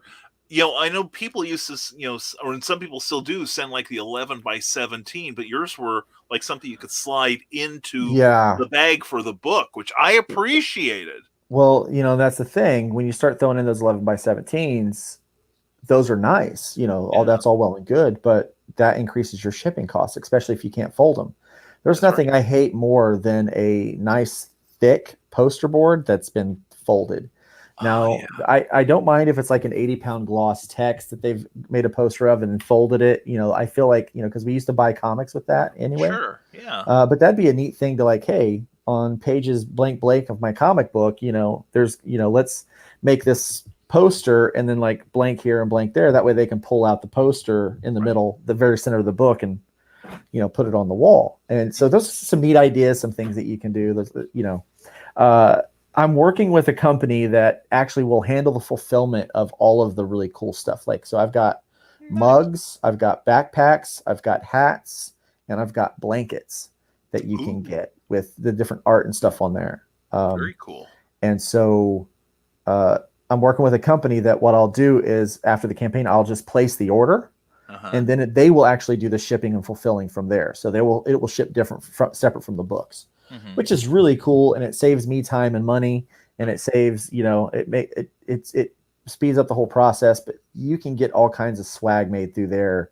Right now, I've got this a friend named Shay, the Red Valkyrie. Her and her podcasting partner, they do for their website. They've got tons of swag, and so maybe swing by and check out Red Valkyrie and look at some of her swag stuff, because she's got all kinds of stuff that they have made. And so she's helping me with ideas for my stuff, because I don't have enough, apparently. So yeah. Very cool. And Roy Mercado, glad to see you here. Hope you're having a good evening. Are you talking about Backer Kit? I am not, because Backer Kit can handle all of that stuff, but I feel like Backer Kit's kind of expensive from my standpoint. And I want to ship out my books, so I'm shipping out the books, but all of the places where, so instead of ordering 40 coffee mugs, to go out to 40 people that bought them, I tell that company, I need 40 coffee mugs shipped out to these addresses, and they send it with my invoice. And so the company that makes it also ships it for me. So that's who they're handling that fulfillment. And so then, so that's how that is. And then I am handling all the books. So very cool. Very cool. Yeah. Well, where does something like Backer Kit, I know very little about them, I admit, but they would almost wouldn't, unless they're manufacturing the swag themselves, wouldn't they have to like send off to like a third party and then arrange for the shipping? So that would be justify the higher cost. Yeah. And it slows it down and all of that kind of stuff. And and they take a large portion, and, for a part 1 floppy, where, I expect to, where I expected anywhere from 75 to 100 backers. Yeah. I'm like, that's just not enough to justify something like BackerKit. Yeah, well, I know. I got a book recently that was fulfilled through BackerKit, and it was that book on from what was it, Gamble Hennessy, on Yes. launching Yeah. your comic book empire, and I can understand because that was a high ticket item. Yeah, and he did a lot of those. Yeah, so using BackerKit for something like that is absolutely 100% like that is justifiable, but. I think if you're not going to have more than 300 backers, then you shouldn't even look into BackerKit. That's just me personally. Right. Every person's up to their own. But one of the problems that I have with like BackerKit is they will do this thing where you don't charge shipping on the Kickstarter, right? And then they charge you shipping on the back end through BackerKit, right? Right. I just feel like I'm getting foiled. Like I'm getting duped or something when. I back a project and I think, oh, this is going to cost me $20. And so I back them at $20. And then, the campaign is over and they take my $20 off Kickstarter. And then they come back and say, hey, by the way, Mr. Stone, I need $14 more to ship this thing to you. And I'm like, what? I didn't know you were taking more money. And, what if that's $14 I don't got, at the moment? Yeah. Yeah. Because 7 different campaigns happened to fund on the exact same, closed on the exact same day or the same week. Like Yeah. I've gone through this discussion with Cookie about how I am no longer to back the entirety of Kickstarter. Right. So I can justify you. It's for Luke, honey. And it's in my budget, honey. I can do this. So Luke's broke. He needs the help. That's right. The poor man. He's a man of God. Of course, they took a vow of poverty, honey. I've got to help. Not all of them. Some of them are doing. I don't know. Like what they're not doing it the way that the manual says to do it. The manual being the Bible. Yeah. But man, some of these people are rolling in it, and I'm like. Well, we'll talk when you get your private jet or two, okay? About that. I'll remind you of this moment. That'll never happen. I'm like, yeah, no joke. And Roy has another great question here. Any reasonable alternative to BackerKit?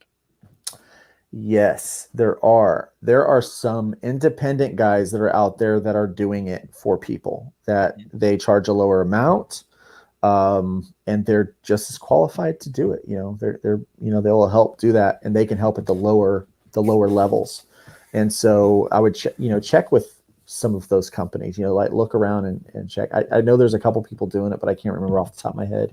Right. And it's because I always just do it myself. So. Right. Yeah. And I know there are people that also will manage campaigns too. Yep. I know Travis does that. So yeah, Travis helps manage campaigns and stuff like that. Yeah. I try not to manage people's campaigns. It's so stressful.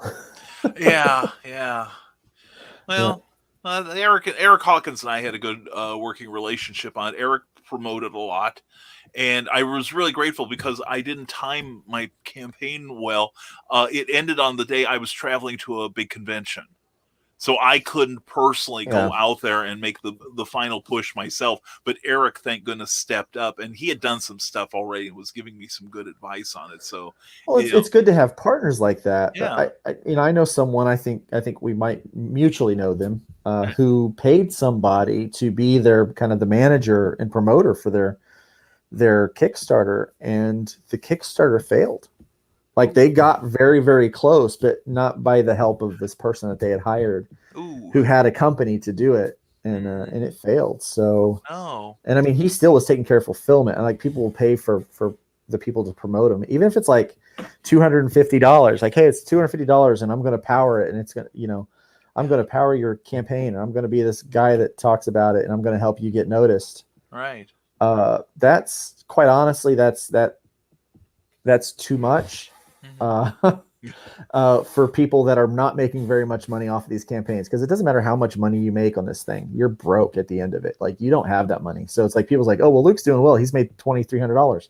Yeah, that's all going to be gone. He did so good on his last campaign. He made like $6,000. Yeah, that's all gone. Like it was gone by the end of the campaign. By the end of fulfillment, it's fit. It doesn't matter how much you make. It all, And the more backers you have and the more stuff you do, it exponentially increases the cost of all that stuff. That's true. So average about 10 to 12% of whatever you're doing is going to be is going to go out in shipping. And so for $1,200, I budgeted $300. So remember, I budgeted $300 for that, but 10% of that would only been, like $120.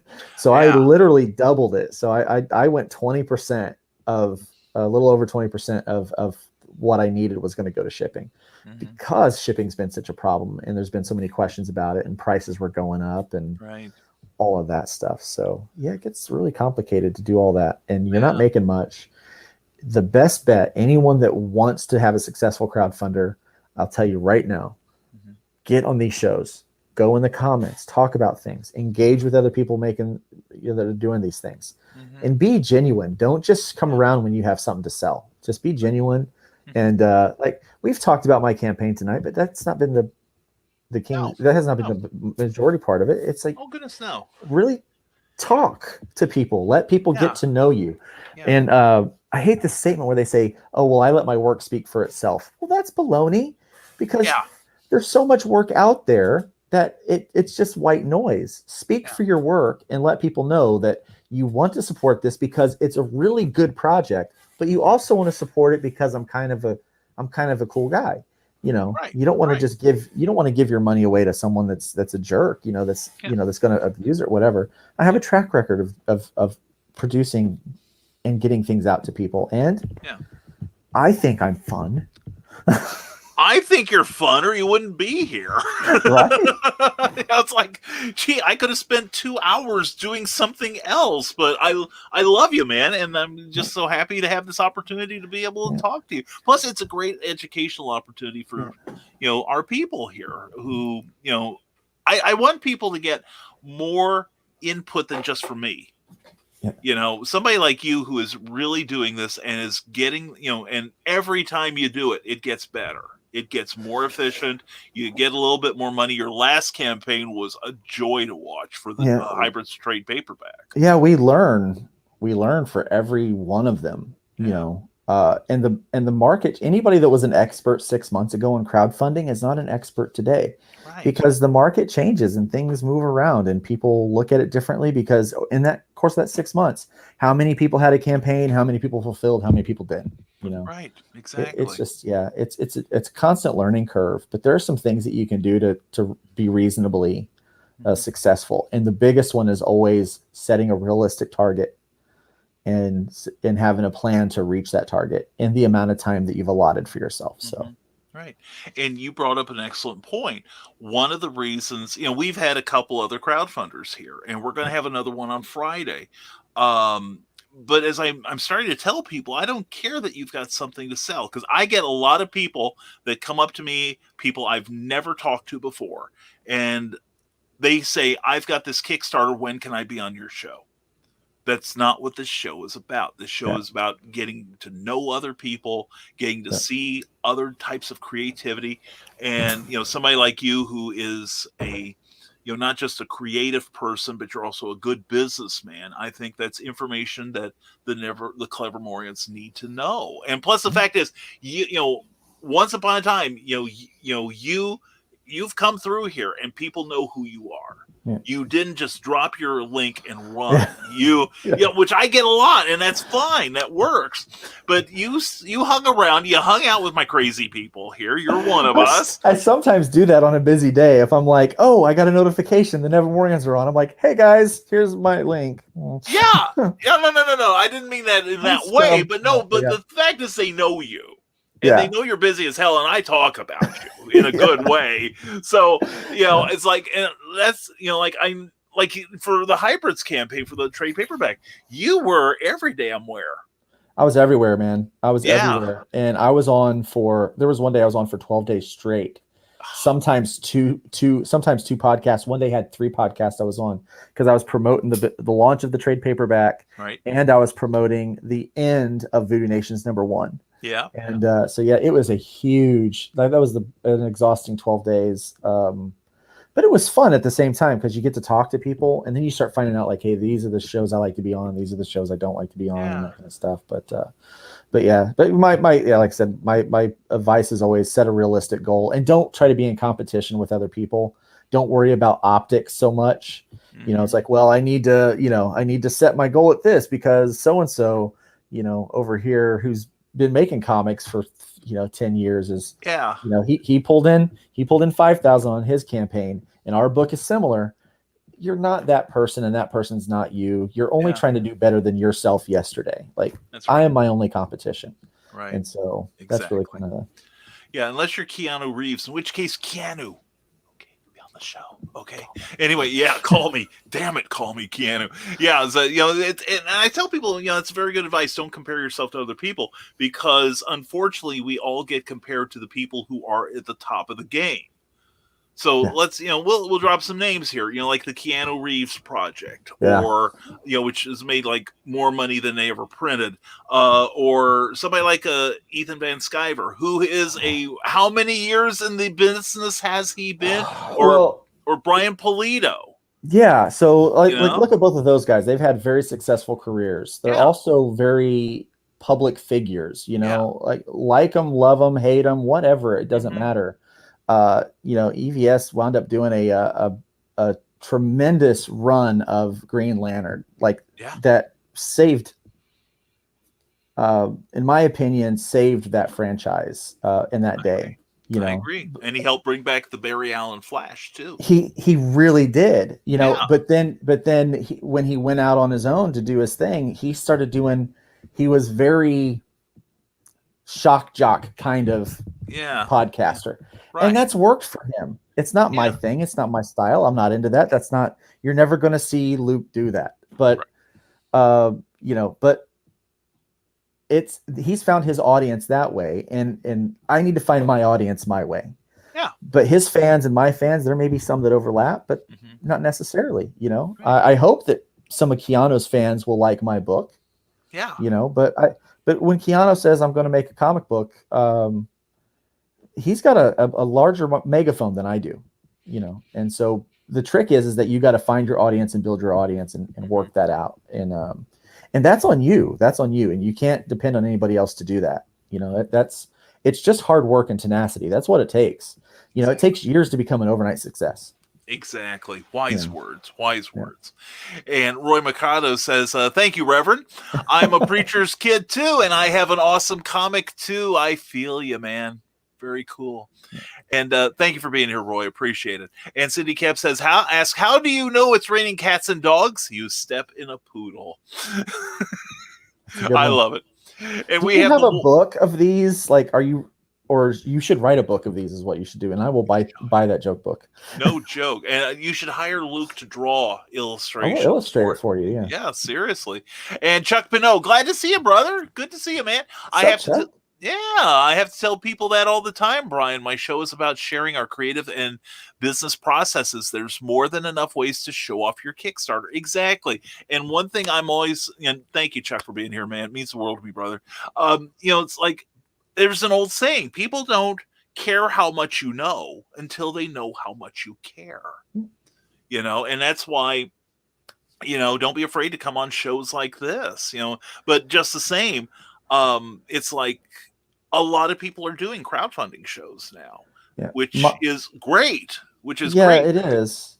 I'll be honest with you, as a person that does these all the time, there's a few shows that are really good to get a couple backers off of, and I appreciate those opportunities. Sure. But it's not that fun to do a 10-minute quick pitch. Yeah.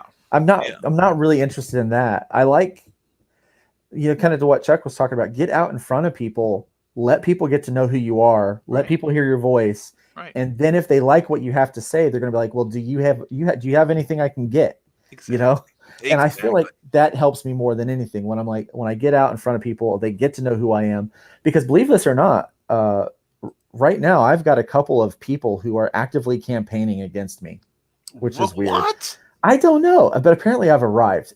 Apparently, whatever level of success I've achieved, which I have to laugh. Well, congratulations. I laugh when I say that. So apparently, whatever level of success I've achieved has upset these people so much that I live rent free in their head to the point that they try to encourage people not to back my book. Wow. And so that is actively happening. And I have had people give me the names of these two individuals. And I'm like, number one, don't care. Number two, big whoop, you know? Yeah. And I just think it's funny. You know, I had a friend, they were like, well, we need to address it. We need to publicly address. I'm like, look, it's not worth the breath to utter their names. It's just not, you know, that's not who I am. I'm above, you know, it doesn't matter if I lose, you know, 5, 6, 7 backers. It doesn't matter. You know, it doesn't matter if I, you know, to me, it's not a big deal. So, but you've got to get out and let people hear you. You know, you've got to get people, let people see who you are. And if they like you, then they're going to determine whether or not they want to give you money. Right. You know, it's it used to be just about the book, you know, and hopefully it's still about the book and the story and the quality and the content. Sure. But sometimes it's about the creator too. You know, it's like, well, that dude's a scumbag. I don't want to give him any of my money. Right? Yeah. Exactly. And a few more comments here. Chuck Minot says, yeah, you got to push through and never be afraid of being seen too often. There simply is no such thing as too out there when it comes to marketing. That is true. Although I have like an internal level for myself. When I start getting tired of seeing myself, I kind of pull back a little. Yeah, I kind of agree a bit that there's, you know, when it does come to marketing, you know, you want to stay in people's line of sight. Basically, you want to make sure that you're showing up. And but sometimes I'm afraid people will get sick of me because I get sick of me. You're fine. No, you're terrific. You have a great attitude. You're creative, and you've always got something to say. I, on the other hand, I just worry about the saturation point for me. And Chuck Minot says, wow, that's stupid that someone would do that. Yeah, those puerile aren't worth fighting. I have a similar issue, and more than anything else, it's funny that they care that much. Yeah, I figure the best way to get back at them is, like Frank Sinatra said, live well. Mm-hmm. You know? Yeah. I'm happy, and they can't do anything to stop that. Exactly. Well, Varian Grant and I talk a lot about, crab fishing, about how the crabs, you put them in the trap, and they will, as they pick up more people, and they of course are trying to escape, but they will literally go to the point of killing the other crabs that try to escape. They'll tear their legs off and everything, and they'll eventually kill them. And then when they go up, they get the same treatment. And just some people just can't stand other people succeeding. But someone who's not like that is Cindy Kep, who finds the jokes online. She looks up clean, then the topic, jokes. I wish I were funny enough to make those up. You are, Cindy. You are terrific. And about your comment about the haters, wow, some people's kids. Very true. And we understood you, Chuck. We understood you. And Rick Bradley, we'll keep you both around. Well, thank you, man. And we'll love keeping you around. I don't think we moved the needle much on the hybrids, the Killing Field Part 1, sorry to say. It's not a big deal. I would like to see at least 3 more backers get in there so we can give out that one piece of original art. But $1, people, $1, just $1. Seriously, it helps. Yeah, really. And you could get the digital issue for $2. I don't normally do a digital issue on Indiegogo, but I did this time around because it's only on Indiegogo this time. But definitely check that out. And if you're not going to back that, go back to Continuum. Either way, you're helping me out, or or go to my website and sign up for the mailing list so that you can get hooked up with Voodoo Nations when it comes out. I get it. Money's thin right now. It's hard to come by, and people are struggling, and there's just not. I know I want to back everything, and I know that I can't physically do that. I can't financially pull that off, and so I know other people are the same way. It's like I really want to do it, but I can't, and I get it. And you know what? In 2 months, if you couldn't back part 1, you can back part 2 and get part 1 with it. Or if you just want to save up and put your pennies aside, by the end of the year, we're going to have a trade paperback that's going to have extras in there that you're not going to want to miss. And so, save up for the trade paperback. Cause I've had people that haven't backed this one. I was like, hey, you've backed all 5 of them before. They're like, well, I'm holding out for your trade this year. It's either like, you duped me before, you got me to buy all the issues, and then you came out with the trade. And so now I'm on to you. That's right. That's right. Now they're waiting for that trade. Well, it was a great trade too because you put a lot of extra material in it. Mhm. And full transparency, I'm part of it. I wrote a 2-pager in there with Eric Hawkins, wonderfully illustrated. You are, and you know what? Here's the thing: what people don't realize is those backup stories are very important to this next arc, because without them, you don't realize that some stuff has happened in the 6 months that happens between the issue 5 and issue 6. Mm-hmm. You don't realize it, and so. Which was one of the things that we had to kind of get caught up on. It's like, oh, well, they went from just talking about dating to she's trying on wedding dresses. Yeah. And it's like, well, Brian wrote two pages that kind of gives you the idea about how this relationship has progressed or was progressing. And it was fun to write. It was fun to write. I had a blast doing that. So yeah. So very cool, very cool. And we are caught up with the comments now. Oh, that's always nice. That is. So let's I'm going to give you the floor one more time and let's talk about this campaign. Tell everybody why it is so awesome and why they ought to, at least if nothing else, share the message of this this campaign. And you see the Indiegogo link down there. I think Luke's got a condensed one, but that's the one I made because we weren't prepared. But anyway, Luke, tell everybody about Hybrids the Killing Field Part 1, if you would, please. Yeah, so Hybrids the Killing Field Part 1, we up the danger, we up the stakes, we up everything, actually. And so we're finding our team here now 6 months after the last issue, and so we've had a chance to build the characters a little bit more in the off season. And what you get to see and hear is how those relationships have started to play out. And not only that, we start to find out that there is a lot more at stake on a global level than what these people have realized on the smaller local level that they've been fighting. And so it's called The Killing Field, and we live up to that. We 100% live up to that title. It is fast-paced. It's jam-packed full of content, and so you're not going to miss out on it. So the first issue is that you're backing right now it's 28 interior pages, 32 self-cover, and the next ove is 40 pages. So I mean everything just gets bigger and better from here, and so you definitely want to get involved with this. I've got a couple of tiers that I haven't offered before. I do have a drawn in tier where people can get their face drawn in as one of the monks that's going to be fighting Rev and Ion. And then I also have one that I'm really particularly happy about and excited for. It's called the Be a Hybrid tier.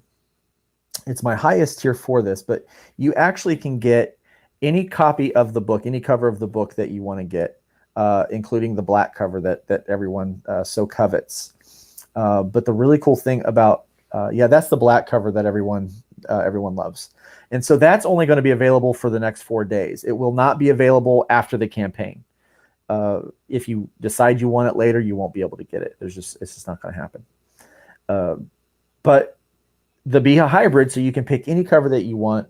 You get the sticker, you get the trading card, you also get all the extra add-ons and stuff. You get a lot of that stuff. But what you also get on top of all of that is you get to work with me one-on-one to make you a hybrid. So let's say you got this, Brian. You and I would work together, and you would develop your character with me. We would work together and make you a hybrid. And then at the back of part 2 of The Killing Field, there's going to be a 4 or 5 page story that introduces 4 new characters. Oh, nice. And starts a story in the hybrid universe that's in a different part of the world than where these are in the Tennessee area.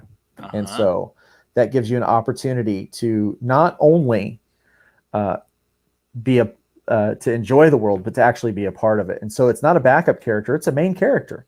It's just a foreground character that will overlap in some cases with the main storyline. And so I just thought it would be a really cool way to give people an opportunity to literally put themselves into the story. And so for an investment of $150, you get the book, part 1, and all of the stuff that comes with it.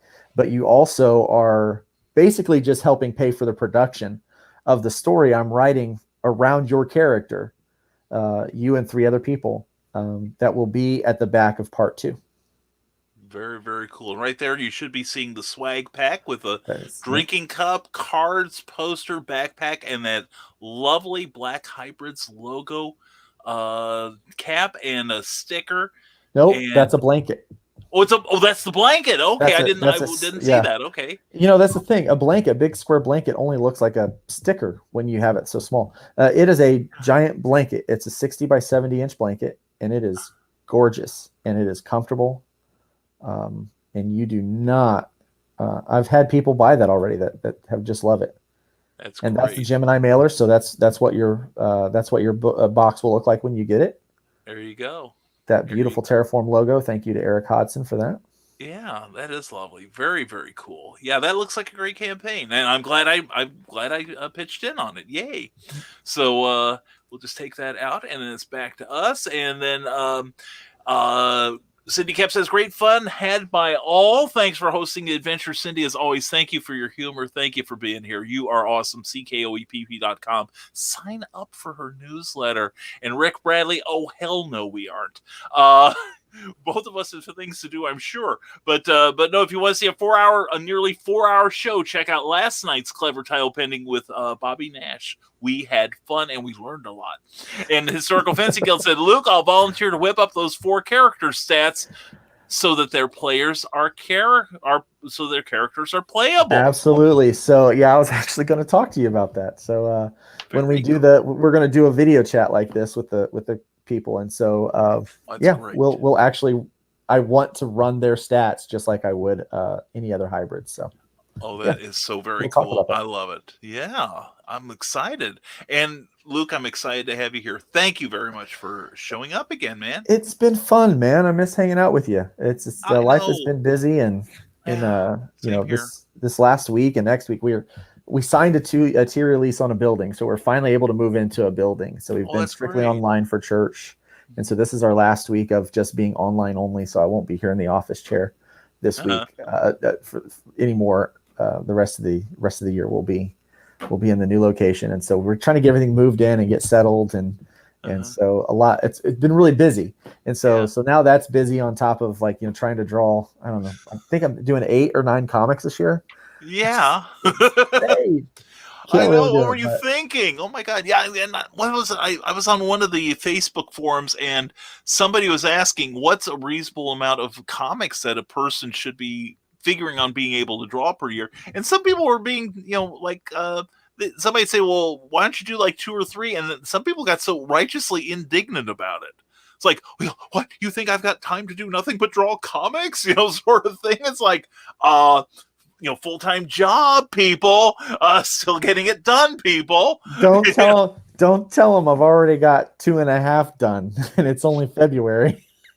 Oh, hell yes. I'm going to brag to the skies about you. And Rick Bradley, thank you, brother, for being here. Always a pleasure to have you. And Cindy Cap, and congrats on the new digs, she says. Thank you, Cindy. Yeah.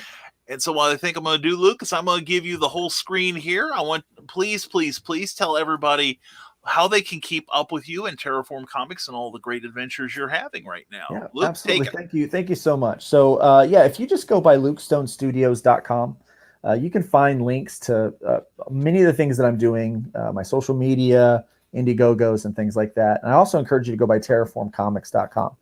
We're truly trying to change the landscape of comics and do things that people have tried in some senses, but maybe not tried to the extent that we're doing things right now. And so I'm very excited about the people we're working with.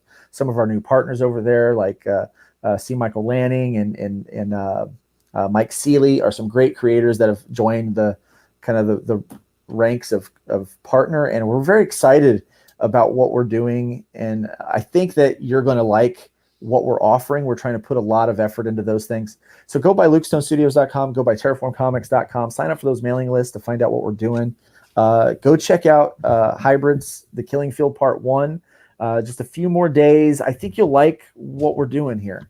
I literally just made edits to the book this last week. Like I said, oh, you know what? That could be better. And so we made a quick edit to a couple pages so that we can make sure that we're offering the best that we can to do this stuff. And so this book will ship probably, so it's like 4 days. So we're looking at probably 20 days. In 20 days, we'll probably be shipping this book. So very excited to be able to get that out. So excellent.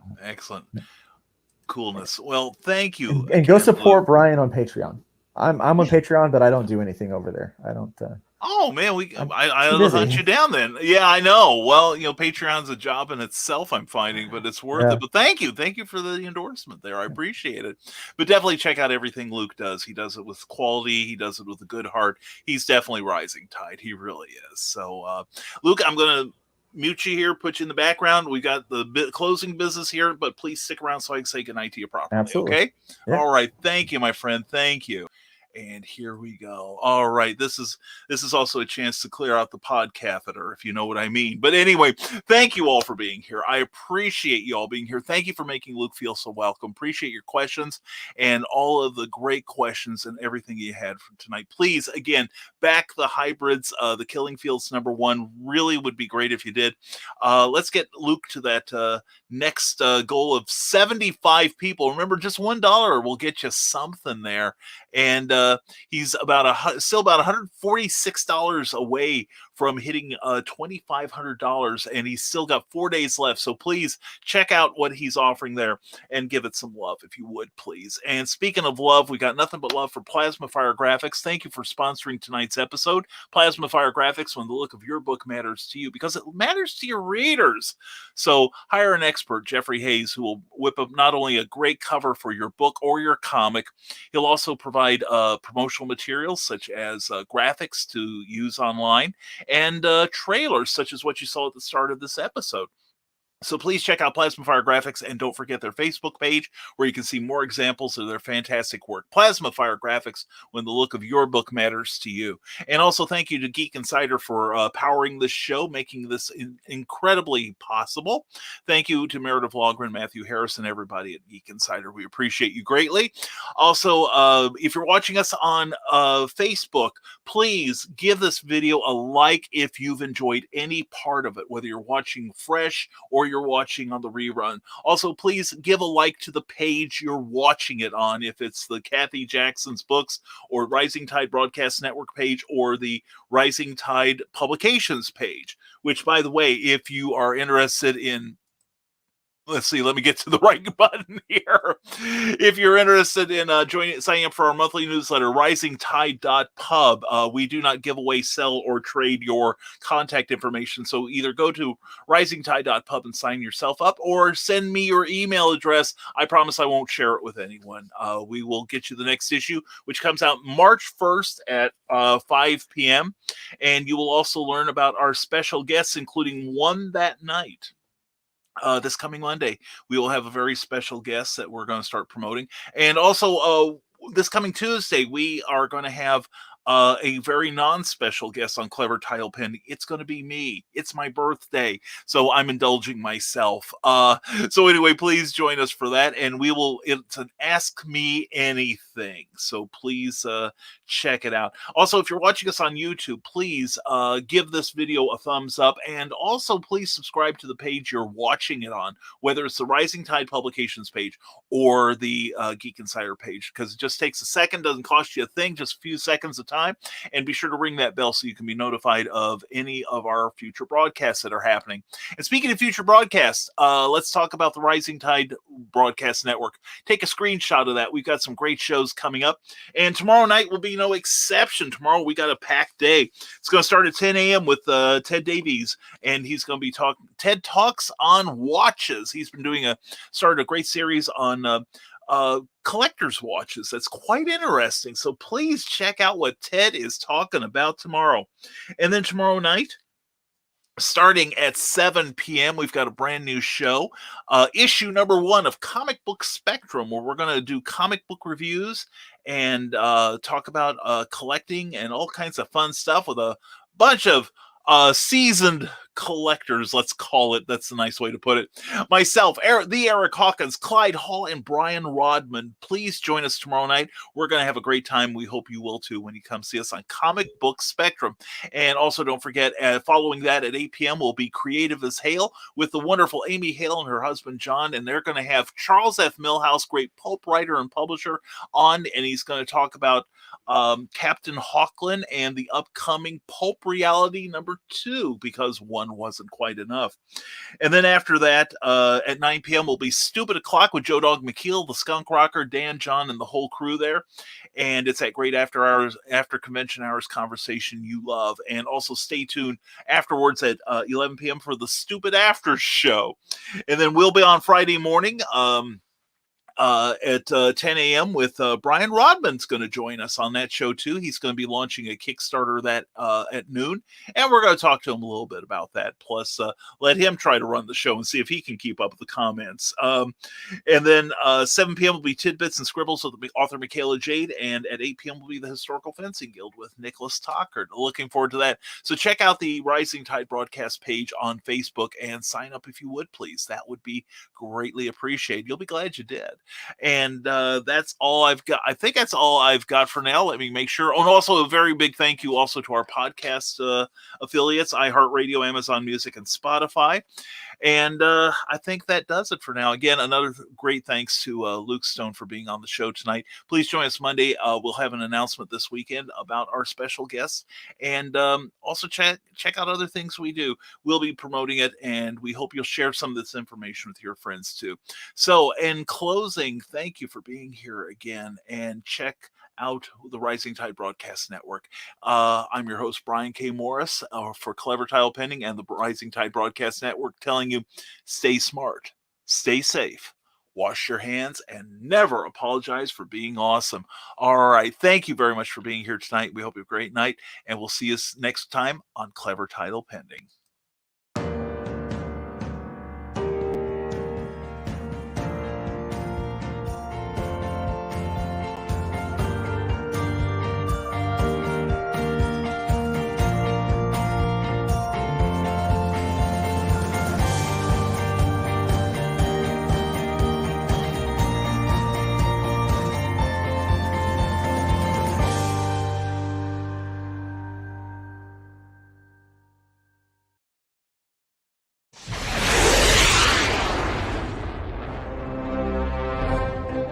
From author Brian K. Morris comes a classic hero in a high-flying, fast-paced, and action-packed steampunk adventure.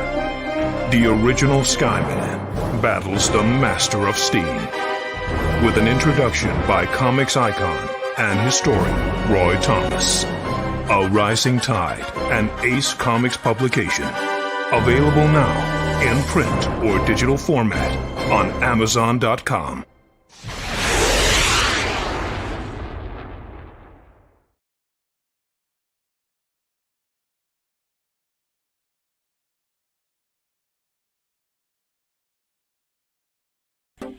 Thank you for tuning in to Clever Title Pending, a Rising Tide Publications and Brian K. Morris production. A member of Comic Book Advocating Network and sponsored by GeekInsider.com. Become part of our show with sponsorship and advertising opportunities. For details, contact advertising at GeekInsider.com or visit podcast.geekinsider.com. The Geek Insider podcast is available on your favorite app, so please hit the follow button and share it out to your friends. Because if you don't, you might have to turn in your geek card.